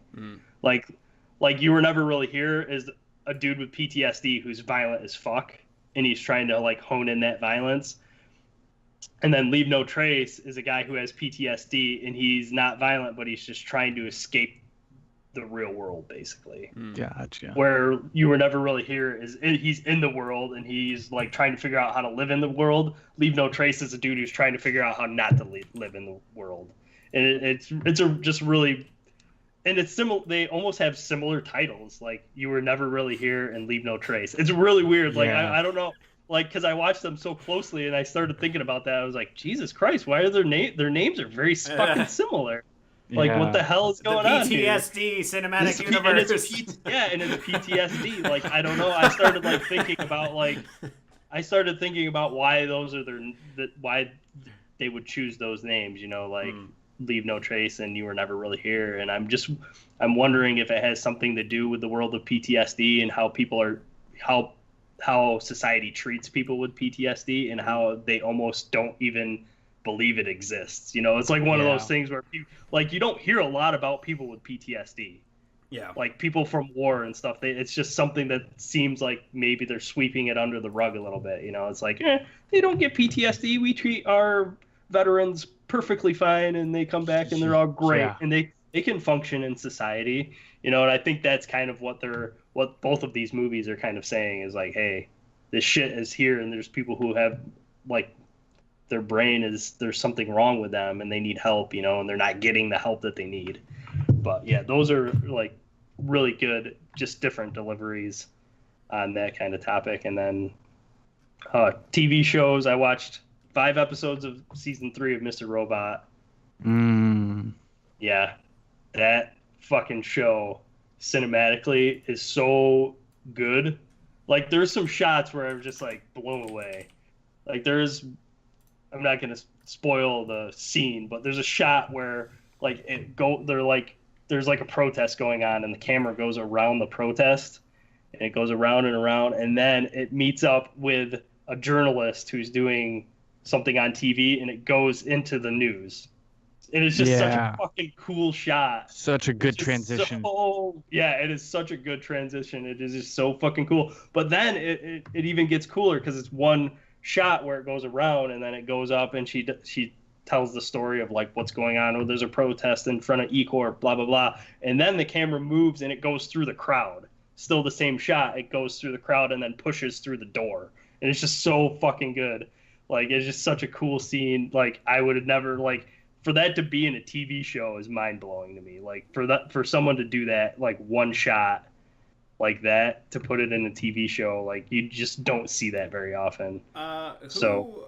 What is it? Is it actually like broadcasted on TV, or is it just through a streaming service?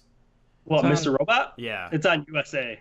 Yeah. Oh, okay. It's on USA Network, yeah. But yeah, like it's shit like that, and then there's like some editing stuff in one episode where it's like this dude's out one of the the kind of main characters is out chopping wood, and they do a lot of like editing where he's like and it almost scared the shit out of me because I usually watch stuff on headphones. So he like is like they're going through an edit, and then all of a sudden the axe is like coming down in your face. It's just like really cool shit like that. It's just really well done, and I highly recommend Mr. Robot. It's kind of a fucked up show. I would actually kind of hearken it to like something that David Lynch might do, like in that kind of vein. There's a lot of weird shit going on that's unexplainable in the real world. Like just there's dream sequences. There's a lot of meta shit where he's like talking to the crowd, and there's a lot of psychological. Like there's a whole episode that's real fucking weird that seems to take place in like an early 90s sitcom. It's fucking weird. Yeah, that episode is so weird. Yeah, it's like modern Lynchian. Yeah, it definitely is like a modern Lynchian type TV show. Like it's real good. It's real fucking good. And then there's a new show on HBO that I've been watching called Sharp Objects, and it's got Amy Adams, and it's really fucking cool. It's like a kind of like murder mystery style thing, but you start learning about her character and all the issues that she has and stuff like that. It's really cool. And Amy Adams is a phenomenal actress. Like she is so fucking good. Yeah, and cool.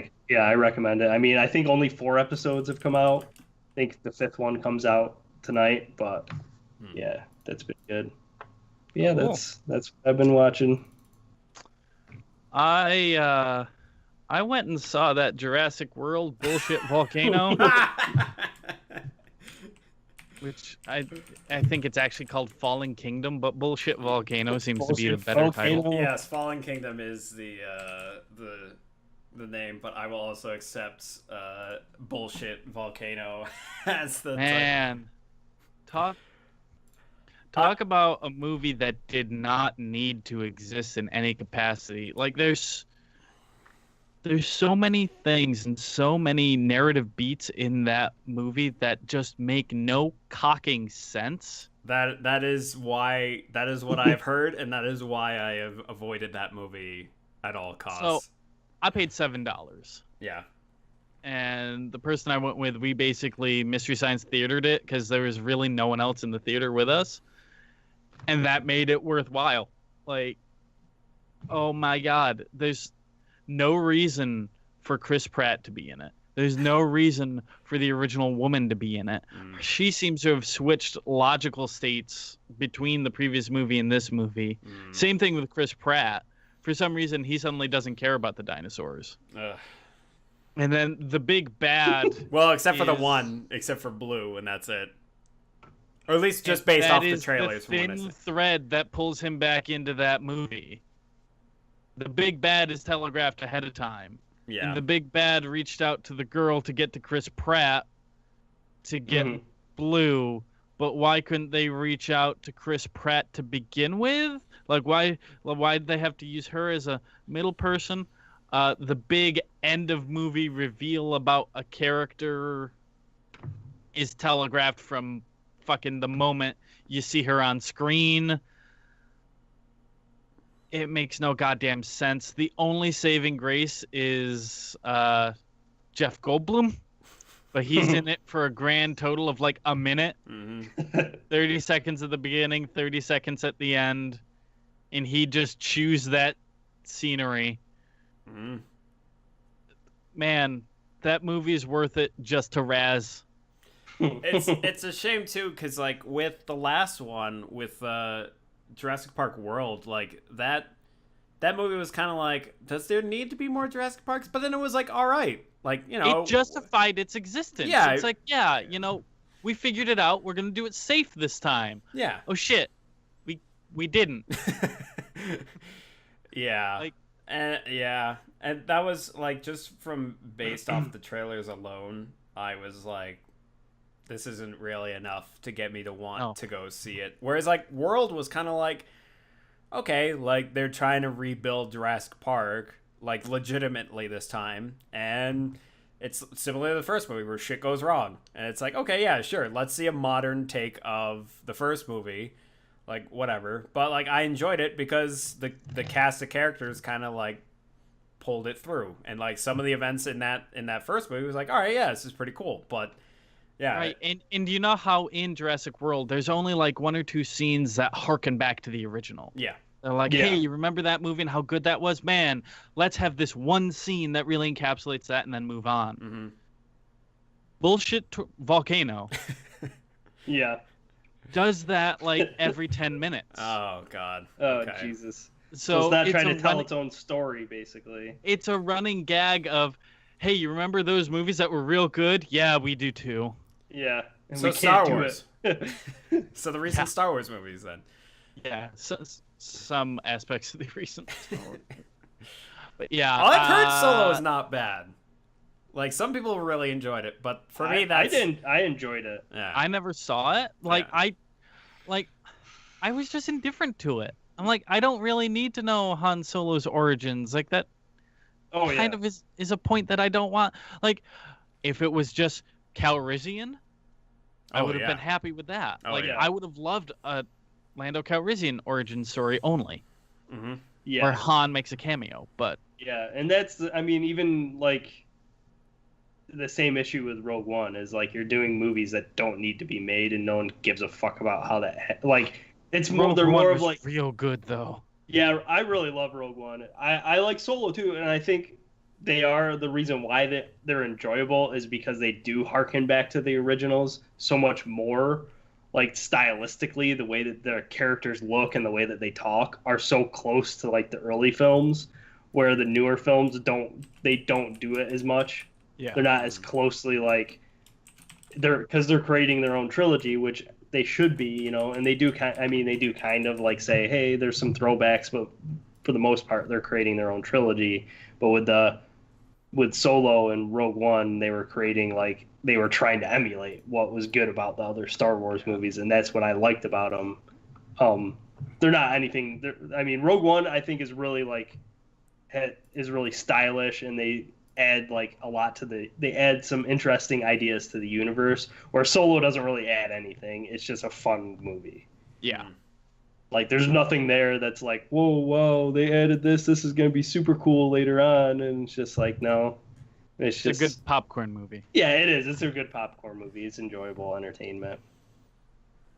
On the TV front, I've been watching a lot of Steven Universe. I'm almost through season 1. Nice. That show's just, it's good. Yeah. It's Awesome. just good. Yeah.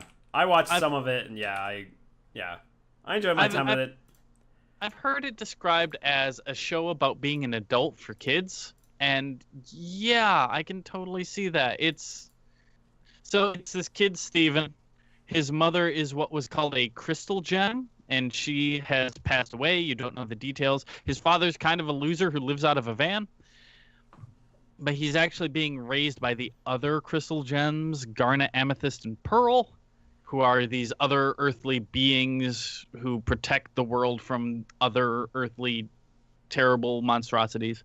But Stephen is just a kid, and he's just so innocent and pure, but he's trying to learn to become a crystal gem, as is his birthright, and he needs to be. Mm-hmm. But he's not ready for it. And each of the other crystal gems, I think, really represent different aspects of being an adult. Like, Garnet is just this big, stoic, badass, like, we need to get this shit done type of personality. She doesn't really mince words. She doesn't waste words. Amethyst is more like, hey, you can be an adult, but you can still have fun. Like, fuck responsibility sometimes. Here we go. And Pearl is the more motherly type and the more structured and graceful of all of them. Like, dignity, I guess, is her whole thing. Yeah. It's a really fascinating and neat show, and there's a whole thing with the crystal gems confused together to make amalgams of their personalities. It's neat, but some people like hold it up as like the best TV show out there, which I don't think I would go that far. It's definitely not for everyone because it is still a kid show. Yeah. But it's my, like, hey, I'm gonna chill out and just watch some Steven Universe for a bit. And most recently, I started watching Kill la Kill as a recommendation for like anime.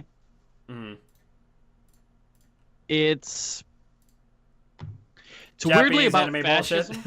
bullshit. It's anime bullshit, but it's anime bullshit about fascism, Right. and class wars, Right. and it's a bit rapey. Yeah, there's parts in it that make me feel real bad that I'm watching it, and they just kind of play it off as like, haha, she's sexy and everyone wants to bang her, so it's kind of borderline rape shit. Like, whoa, and it just kind of plays it off and keeps Japan. going. Yeah. It's got a little part of a hentai in there. Well, okay, so the whole thing in Kill la Kill is, in this world, there are these uniforms that bestow power to the person who's wearing them. So the main character has this school uniform that's a sailor uniform that activates into battle mode when it gets blood on it. It gets super skimpy, and she makes comments. She's like, I don't feel comfortable wearing this. And the suit's like, too bad, I give you your power, so you got to deal with it. Kind of like Venom. Yeah, kind of like if Venom were a skimpy sailor outfit. Yeah. It's fucking weird, man. I mean, I'm enjoying it, but there are parts of it that I don't enjoy. It's interesting enough to where I'll see it through. Yeah. The only other thing on my list is I finished reading Kitchen Confidential by Anthony Bourdain. Oh, nice. Which everyone should read that book. It's not. It's about cooking and it's about being a professional chef. But there's so many words of wisdom in it about working with people that you might not get along with or might not even like. Yeah. But as long as they do their job and they do what they say they are going to do, fucking work through it. Yeah. You can work with someone and you can respect someone while also not liking anything they stand for. Hmm. Yeah. Yeah, I guess not I mean nothing to do with Kitchen Confidential, but just in that idea, like I guess Penn and Teller are kind of a similar duo where they like don't really like each other that much, like outside of working together. Like they don't hang out outside of work. They don't really talk. And Mythbusters. like Yeah. yeah, Mythbusters. Yeah, it's that kind of like duo where they're like, but we know when we come together and we create a show, we do it well. You know, Yeah. like our personalities just work so well with each other, even though outside of the show we don't really like each other. We don't have like the same like moral ideas and stuff like that. But they come together and they know they make a great show and they make a great team. And yeah, but I mean, I love Anthony Bourdain or loved Anthony Bourdain and You You still can love it. still love him. I mean, I still, yeah. God Yeah, damn it, Steve. You should Fuck read the you, book Steve. have. Yeah, but I gotta read the book. I mean, I've watched fucking Parts Unknown like 3 times. Like I watch it and I love it, and his writing is just so good, and like just like Yeah, the way that- he shows the world is just so amazing. And that's the whole thing in Kitchen Confidential is he outlines the exact moment in his life where he decided he was going to devote it to food. He Mhm. was like 11. Yeah, It's a really, really good book, and anyone who appreciates Anthony Bourdain or appreciates food should read that book. hmm There's really indispensable knowledge about when you should and shouldn't order fish at a restaurant. It's critical. Okay. Yeah, but that's it for me this month. Hey, I've got what more about- stuff. What about you, Wally? I'll start with A bit long in the tooth here, but yeah. That's all right. To kind of go on the opposite direction of Steve's movie watching of like my let's get ready for stupid. yeah. Well, how dare you? Because the first one is Incredibles 2. Oh, Yeah, fuck you. Incredibles 2 is amazing, and you should fucking see it. No, like, yeah, I wanted to. so with Incredibles 2 coming out, it was kind of weird, because, like, when the first trailer came out, it was, like, so many people were, like, so jazzed about it. They were like, yeah, fuck yeah, more Incredibles, and I was like, I don't really remember a lot of that, like, because that was, like, one of the Pixar movies that, like, I saw once, and only once, and just, it didn't resonate with me. Like I don't know what it was, but it was one of those movies where it was like, yeah, I'd give it a second shot if I'd watch it again.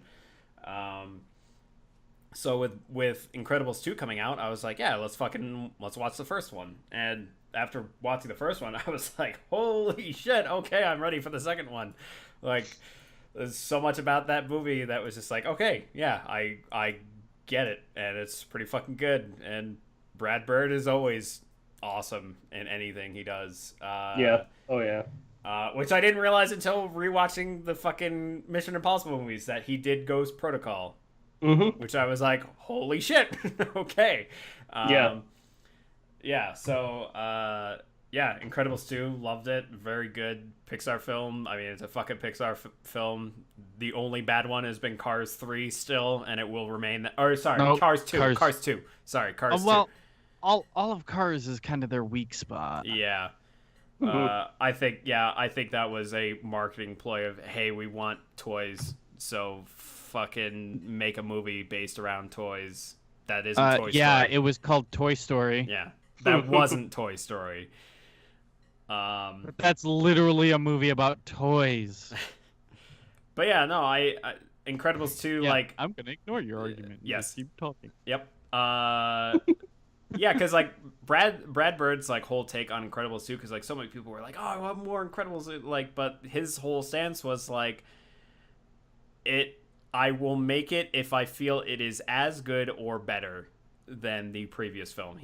Which I think is a fucking awesome mindset of just like, I'm not just gonna make it just because fucking people want more. Like, I've got to feel like it's the same quality as the previous one, and I would say that Incredibles 2 probably was better. than the first one. There's a lot of what they did in that movie that was like a lot of the choreography that they did with a lot of like different enemies fighting the heroes and everything. Like some of the choreography is really fucking creative and really good. Similar to like some of the first movie, but I would say some of the characters from the first movie didn't really get as much screen time as in the second film, which is kind of disappointing. But overall, like, yeah, there were some really good twists and turns that they had that was just like, man, this is real fucking good. Yeah, so I enjoyed that. Another movie that I was like, hey, let's go watch all these fucking movies that I know I just mentioned was Mission Impossible, because I've been seeing the fucking Fallout trailers like nearly every movie that we've been seeing. Mm-hmm. And There's the stupid. You say that, but man, fucking Fallout's real good. Like, really, really good. I know. I saw the Onion review. No, you need to like go see that fucking Actually, movie. I mean, you got to watch them from Ghost Protocol on, because they're all really good movies. Well, no, Yeah, I good movies. I do plan on going back and watching them, and I say they're stupid because they're an action movie. That's literally all I mean by that. It's just an action movie. I don't mean that in a derogatory sense. I will say, for me, they are the definitive action movies right now, because they don't rely on CGI. Yep. They rely on people doing stunts on location. Yep. They don't green screen shit. They are right now the best action movies that you can watch, because they feel so fucking real. Like, yeah, the stories aren't the greatest, because they do kind of like recycle the stories. They're still good. Mm-hmm. But they kind of have like this always similar theme going on, and like that kind of is like, whatever. But the stories are still good enough to be, they don't treat you like a dumbass. They're still like intricate enough for you to be like, this is an interesting story. Mm-hmm. Even though there's very similar themes of like Ethan Hunt is like, he's doing something, the Mission Impossible, but the government's still out to get him because he's plausible. doing it. Yeah. Mission plausible. Like he's doing that stuff, but and the government's like, okay, he's doing it, and he's getting the job done, but he's blowing shit up, and it's almost like Avengers in a way, like where it's like shit's blowing up and people are dying and we don't like it, so we got to stop Ethan Hunt even though he's getting the job done, kind of thing. Like they have that theme that's ongoing, but it's a good way for them to make the like open up characters and stuff like that and learn about characters. It's a really good way, and like there is a level of stupid in them, but they're just very well done action movies. And if you like Indiana Jones or like and that's what I mean by stupid, stuff like that, like they're good. I don't mean plot heavy. Like, plot is not the reason that you're there. You're not there to think. You're there to see the action. But I mean, you do have to think. Like, I haven't watched Fallout, but I've heard like it's pretty intricate. Like, there's a lot of shit going on. It's not like if some. Only like, I could have said that before you guys started jumping to fucking conclusions on your goddamn movie judgments. Christ. No, yeah. I mean, I would say Fallout is probably the most intricate out of all of them. Oh yeah, that's what I've heard. I've heard a lot of like good things about it, but yeah, I mean, I haven't watched it yet. So because there's so many moments in that movie where you think like it's gonna go in one direction. Like, I shit you not, there is a 10-minute segment where there's fucking like 7 double crosses. And all 7 of those double crosses you don't fucking see coming, and it's just like, Jesus Christ, what is happening right now? like it just keeps fucking coming, and it's just like one after another, and it's just like, oh my god, what the fuck? Like, and really, like, Fallout has been, because like, yeah, I mean, similar to what you're saying, Steve, where it's like a lot of it is the same theme of like, okay, yeah, Ethan Hunt is kind of like this rogue agent, and like he does it his own way or whatever, but like Fallout is kind of like the first one that is just like, hey man, fucking, own up for all the shit you've been doing. And this is why we have Henry Cavill fucking following you around now, because he's the guy that kind of counteracts all of your methods, because like all of this other shit that you've been doing has been fucking costing us. So now we have this agent to kind of get the job done if you can't, to prevent you from doing it your way. So like that's like kind of like that whole aspect of it that they have, and that's what makes it just different enough where it's like really interesting on that direction. And like where you don't know where it's gonna go, because they have like another whole new agent on this mission with them. That makes it awesome. But yeah, it's just like this is probably the one Mission Impossible movie that I feel like Tom Cruise really did do every single thing. Because like I've always felt like with like Ghost Protocol and Rogue Nation, those two movies prior, was like, okay, yeah, maybe he did most of it, but he had to have a stunt double for some of the stuff. But like he doesn't. Yeah. Tom Cruise does all of his own stunts. Yeah. Like, I mean, I appreciate him for that. His insurance is $500 million. That's how much like if he dies on a Mission Impossible movie, his insurance is $500 million. Jesus. Yeah. Yeah. Because he's doing the most, like, I'm not even that big of a fan of him as an actor, but like Keanu Reeves does his own stunts too. So I appreciate them on and Jackie Chan. I appreciate them on a level, even though they're not the best actors. There's a lot of appreciation that goes in there, because it makes it feel even realer, because they don't have to like CGI his face over a stunt double's face. They don't have to like mask him when he's running around a building. They don't have to make him like have your head turn this way, it takes you out. It can take you out of the scene, because you're like, oh my God, it's not even him, and it doesn't look like him. It can like just completely ruin the movie, Yeah. And Mission Impossible doesn't do that. There are a lot of, especially Fallout, because like Ghost Protocol and Rogue Nation had a lot of moments where it's like, yeah, they had to get multiple angles, because there's like there's shit that he does where it's like a one-time shot, and they better fucking get it, and they need to have as many cameras as possible to get it in that one take.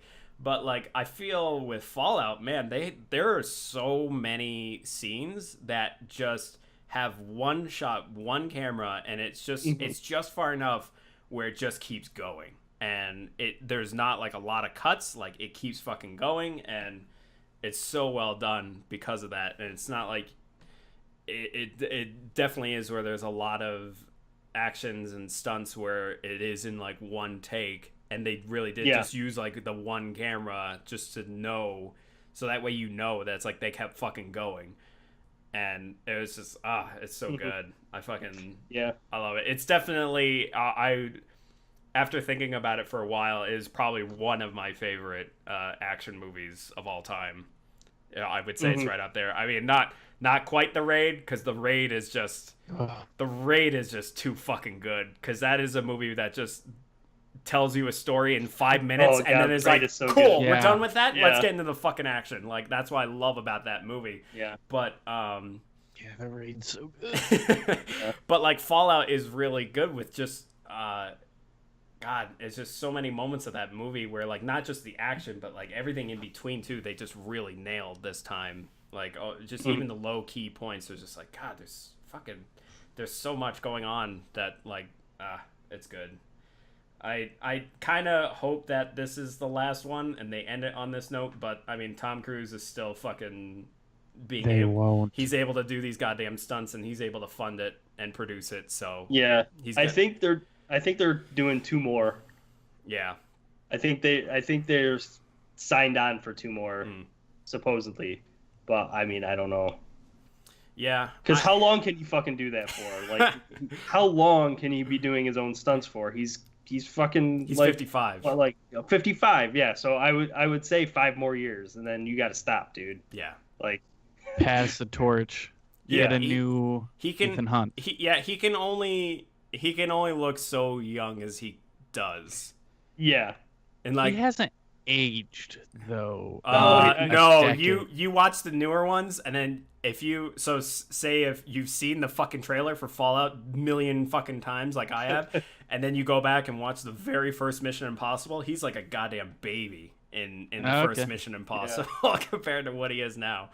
Gotcha.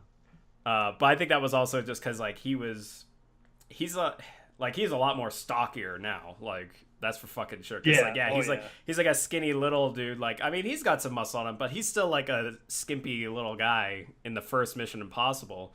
But like he fucking grew out in the last 3 movies. But yeah, it's good. I still need to watch.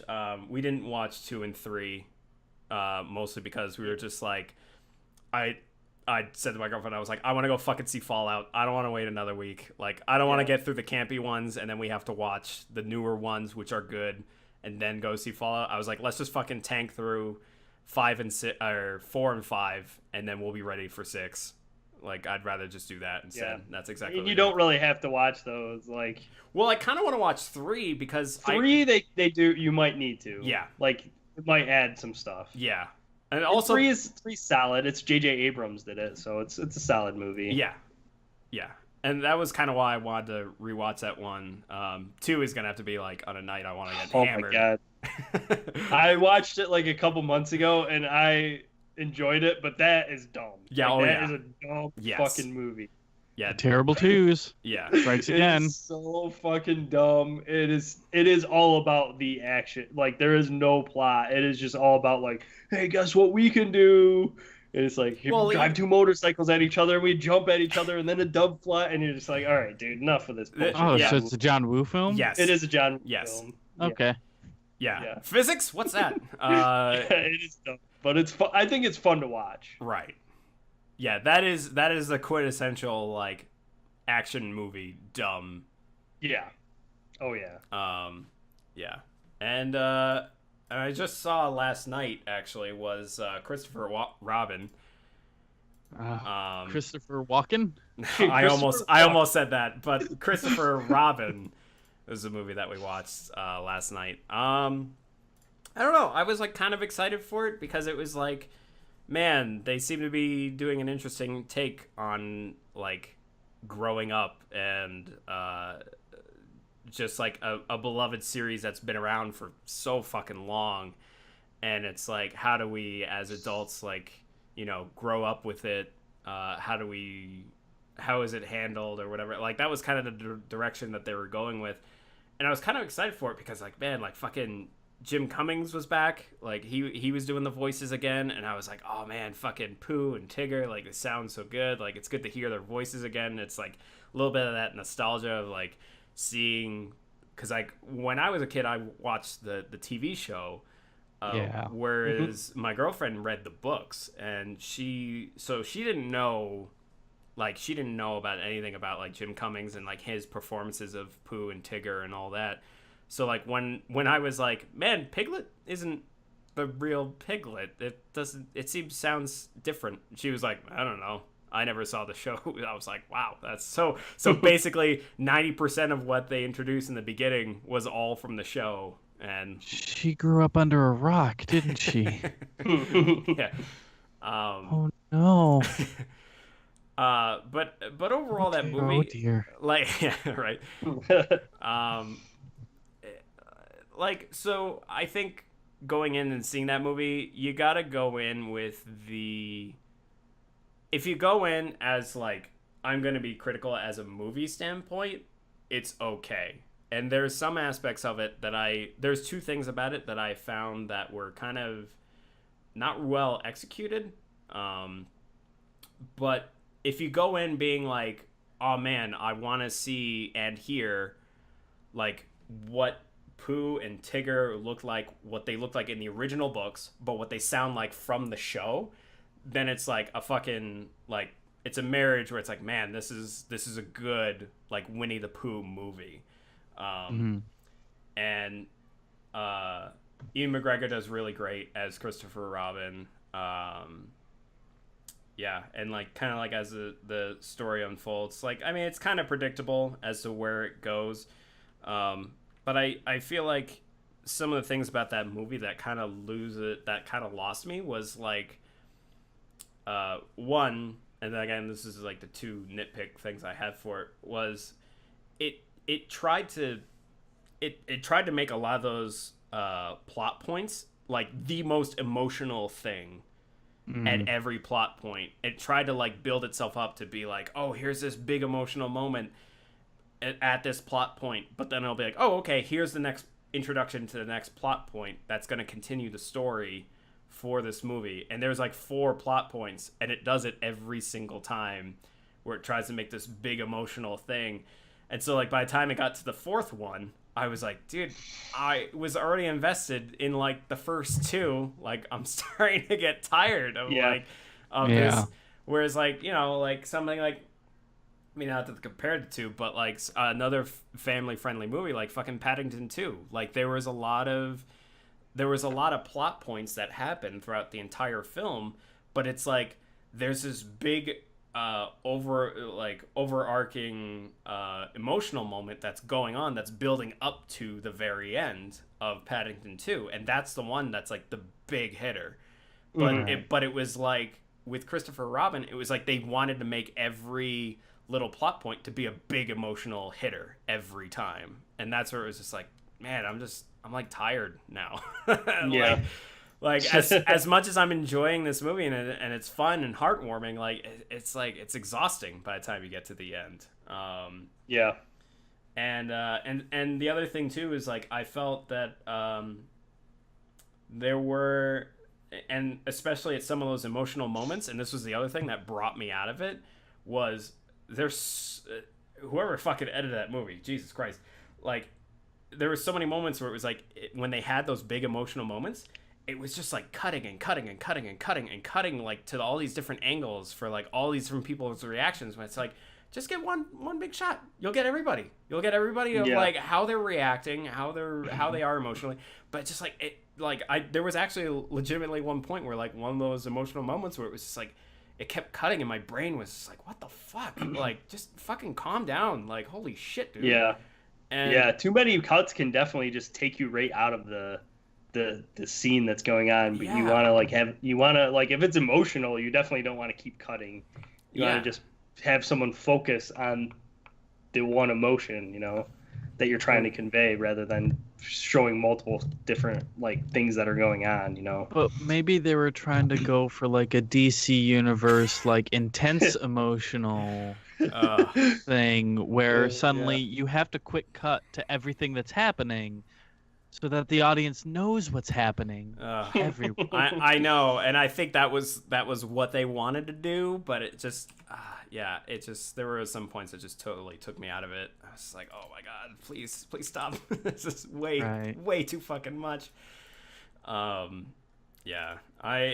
mean, like I said, if you go in being like thinking, okay, I want to see like a good Winnie the Pooh movie, then you get that. But if you go in being like, I want a good like emotional, heartwarming film, it hits kind of some of those strides, but like I said, it gets exhausting on like the second half of that film. It's all right, I would say. Like I said in our chat, it's no Paddington 2. Yeah. Well, I don't know. I watched the Onion review. God damn it. And it's that, I probably won't see it, but that's probably my favorite Onion review. Right. Peter K. Rosenthal. Smash cut that with the Mamma Mia review. It's poetry.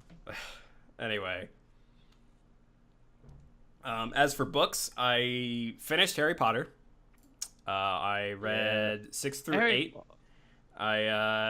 It was like after I was done with that series, I'm like, what do I do now? I was so invested in this world and these characters and what was going on. What the fuck? Where do I go now?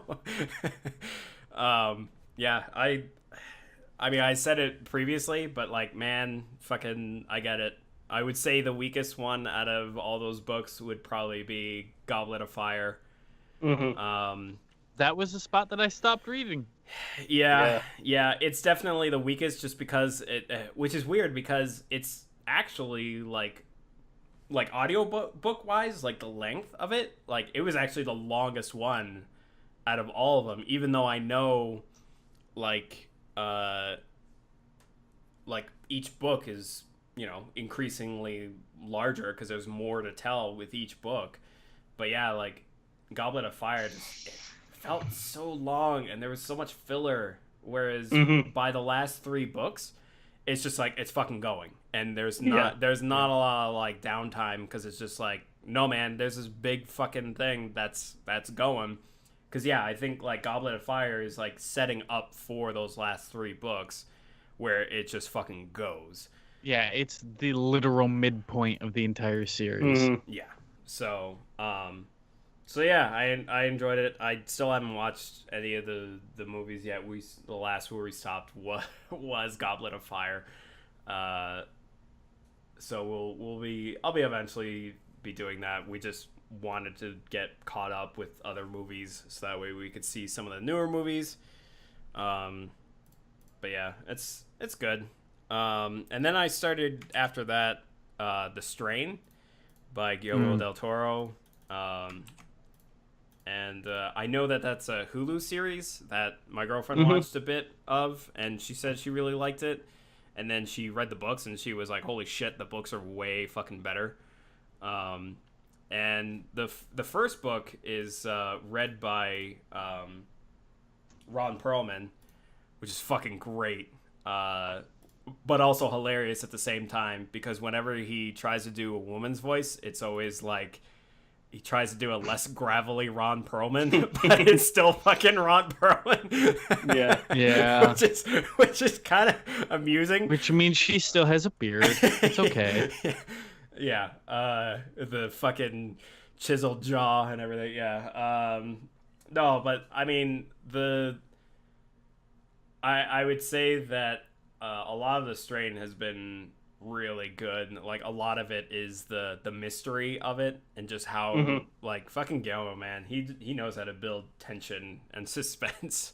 And a lot of that mystery in like where this world is going and all these unique characters and how they all kind of like come together in some way. But yeah, it's very interesting, especially as it being like his take on a parasitic zombie vampire kind of creature that he made.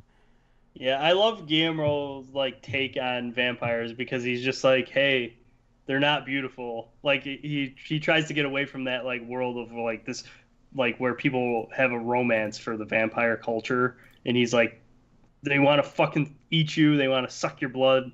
Like they're not beautiful. They're fucking disgusting, grotesque creatures, and that's like his take. In the Strain, I read the 3 books, and I think they're really good. Nosferatu's for life. Yeah, basically that's what it is. It's like Nosferatu style, ugly fucking vampires, like kind of Blade 2 style vampires a little bit. Where I mean, he did Blade 2, so it's kind of his like Blade 2 style, like that grotesque. Makes so much more sense now. Yeah. Yeah. When the hell did Blade 2 come out? Blade 2 came out in what, like 99 or 2000 maybe? 2002. 2002. Okay, so also has Ron Perlman in it, so you should know. Guillermo del Toro did it. Right, because I'm wondering. Man, suddenly, I really want Guillermo del Toro to direct the Fallout movie. Oh Jesus. Oh God, yeah. He could definitely, yeah. He could make a good one. See, because Blade 2 came out in 2002, and The Strain came out in 2009. Yeah, so that's kind of funny how he kind of took some of the ideas of Blade 2 and then kind of went further into that. Yeah, I definitely think he did. He probably like came up with the idea for the story while he was doing Blade 2. Because I think he wrote the story and then Chuck Hogan wrote the books, but yes. I'm not 100% positive. Yeah. Okay. Yeah. Yeah, it's really good. There's some moments in that book where I'm just like, oh God. Yeah. Yeah. Yeah, but good. it was funny too because like reading that book, it was like pretty well paced. Like it was like standard chapters of like 30 minutes or so, or at least doing the audio book where it was like like 20-30 minutes, and then it was like the chapter where shit hits the fan, and then that was like right at the midway point of that book, and it was like a fucking 90-minute track, and I was like, Jesus Christ, but after that chapter was over, it was like, okay, I understand why. It's because it's just like everything goes fucking tits up, and it's taken from the perspective of every single character that you know so far in the story, and like how it all happens in one night. And so it's like, okay, yeah, I understand why this is like a fucking really long ass chapter. Yeah. I also really like the idea that the vampires, when they become vampires, they have an attachment to like the people in their family, so they kind of have like a sonar for like someone in their family, and they want to turn them into a vampire. And I just like that approach. It's just really cool. Yeah, they're still like like beastly and still just like act on instinct, but they're still cognitive as to like what's going on around them. Yeah, there's still that like a little bit of human inside of them.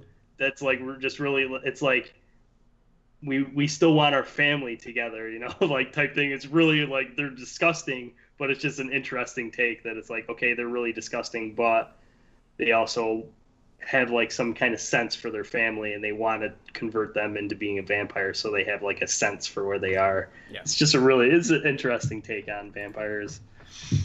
Nice. Yeah, and as kind of a like event thing, I guess that's kind of fun. Well, not kind of fun. It was fun. Which I'll kind of use as part of our once we get our dissects of God of War with you, Steve. Was two things. I went to a God of War panel that was at our local gaming con that we had. So that was like a lot of nice like behind the scenes from the voice actors' perspective of like how they kind of like came into their roles and like how they treated it, and hearing there seems to be definitely like a lot of chemistry between all of them, which is really great, and I think a lot of that just holds from like just being in the same room. And that was something that they mentioned that's, like, very different. Because, like, yeah, I mean, they're wearing, like, fucking silly-ass mocap suits.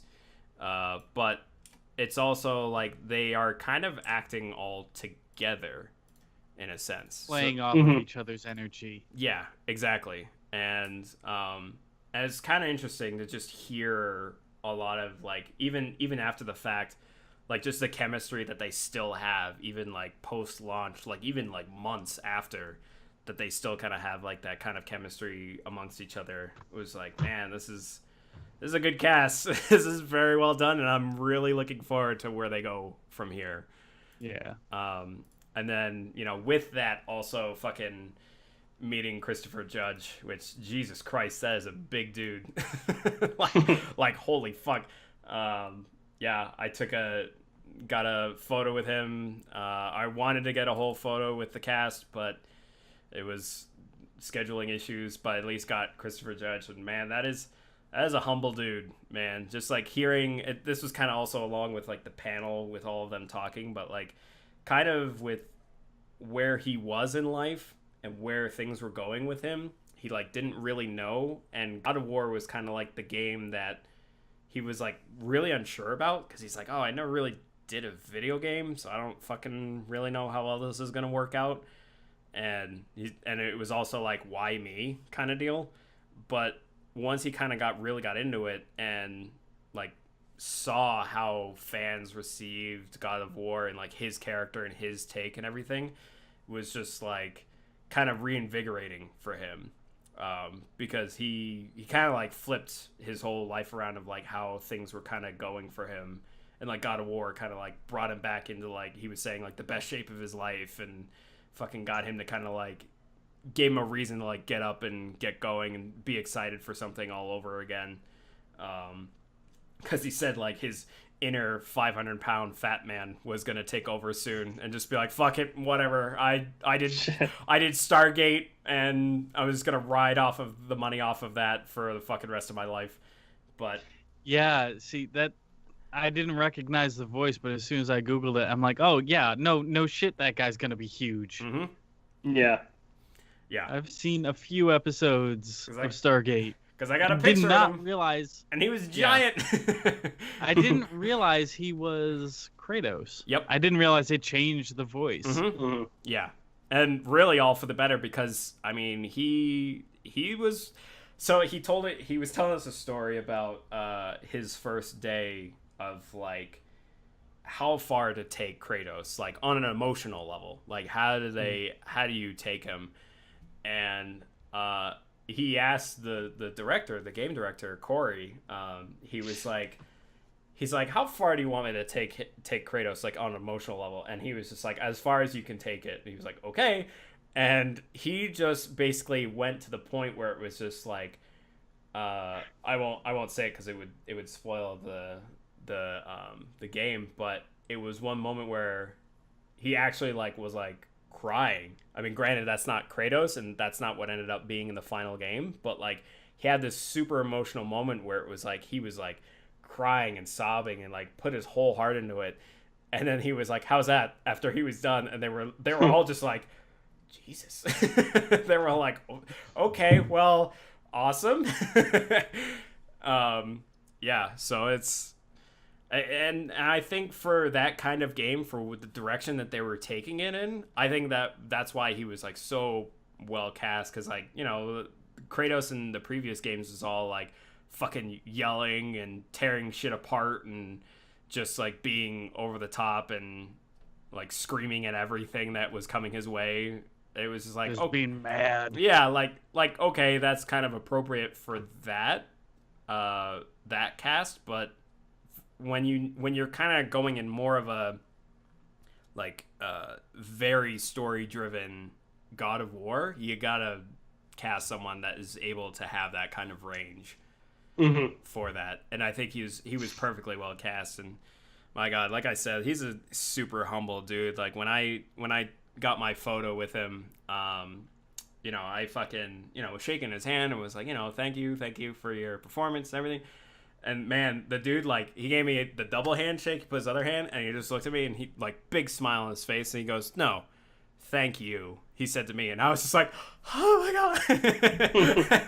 Like, I just, like, had total loss of words of just being like, fuck, man. Like, he super appreciates, like, you know, of the fucking people that experienced it. So, yeah, man, it's so good. Fucking love it.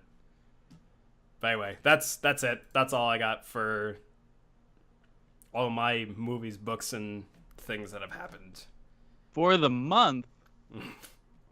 Well, the last couple months anyway. For the year. Yeah, like half a year, I mean, basically. This is like this close to a goddamn end of the year podcast at this point.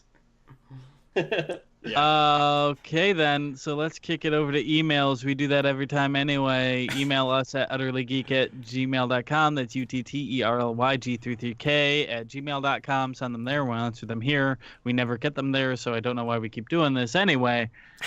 Put it out there. You never know. Follow us on Instagram at utterlygeek. That's utterlyg33k on Instagram. Steve mans that. We'll take questions there if we ever get them there. Nope. Which we don't. You can also follow us on Twitter at utterlygeek. That one's with E's. That's utterlygeek on Twitter. Wally mans that because he can't spell. Yep. Can't spell properly with threes. What's wrong with you? I know. You can also send questions there. Nothing.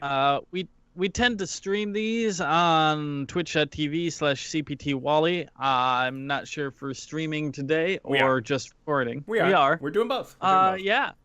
You can ask us questions midstream. Nothing. Nothing? Nothing there. Cool. All right, then we will, I guess, adjourn for this week, or this month's. Listen, we have an hour per month we haven't done this, so this is topping out at about 3 hours. Yes. Mm-hmm. So I will thank you for joining us, and hey, enjoy your Sunday. We'll see you tomorrow evening for a regularly scheduled news podcast in which we will condense down the previous month of news and get an appropriate week's amount of news. Sure. Thanks for joining us, and we will see you then. Mm-hmm. See ya. Bye.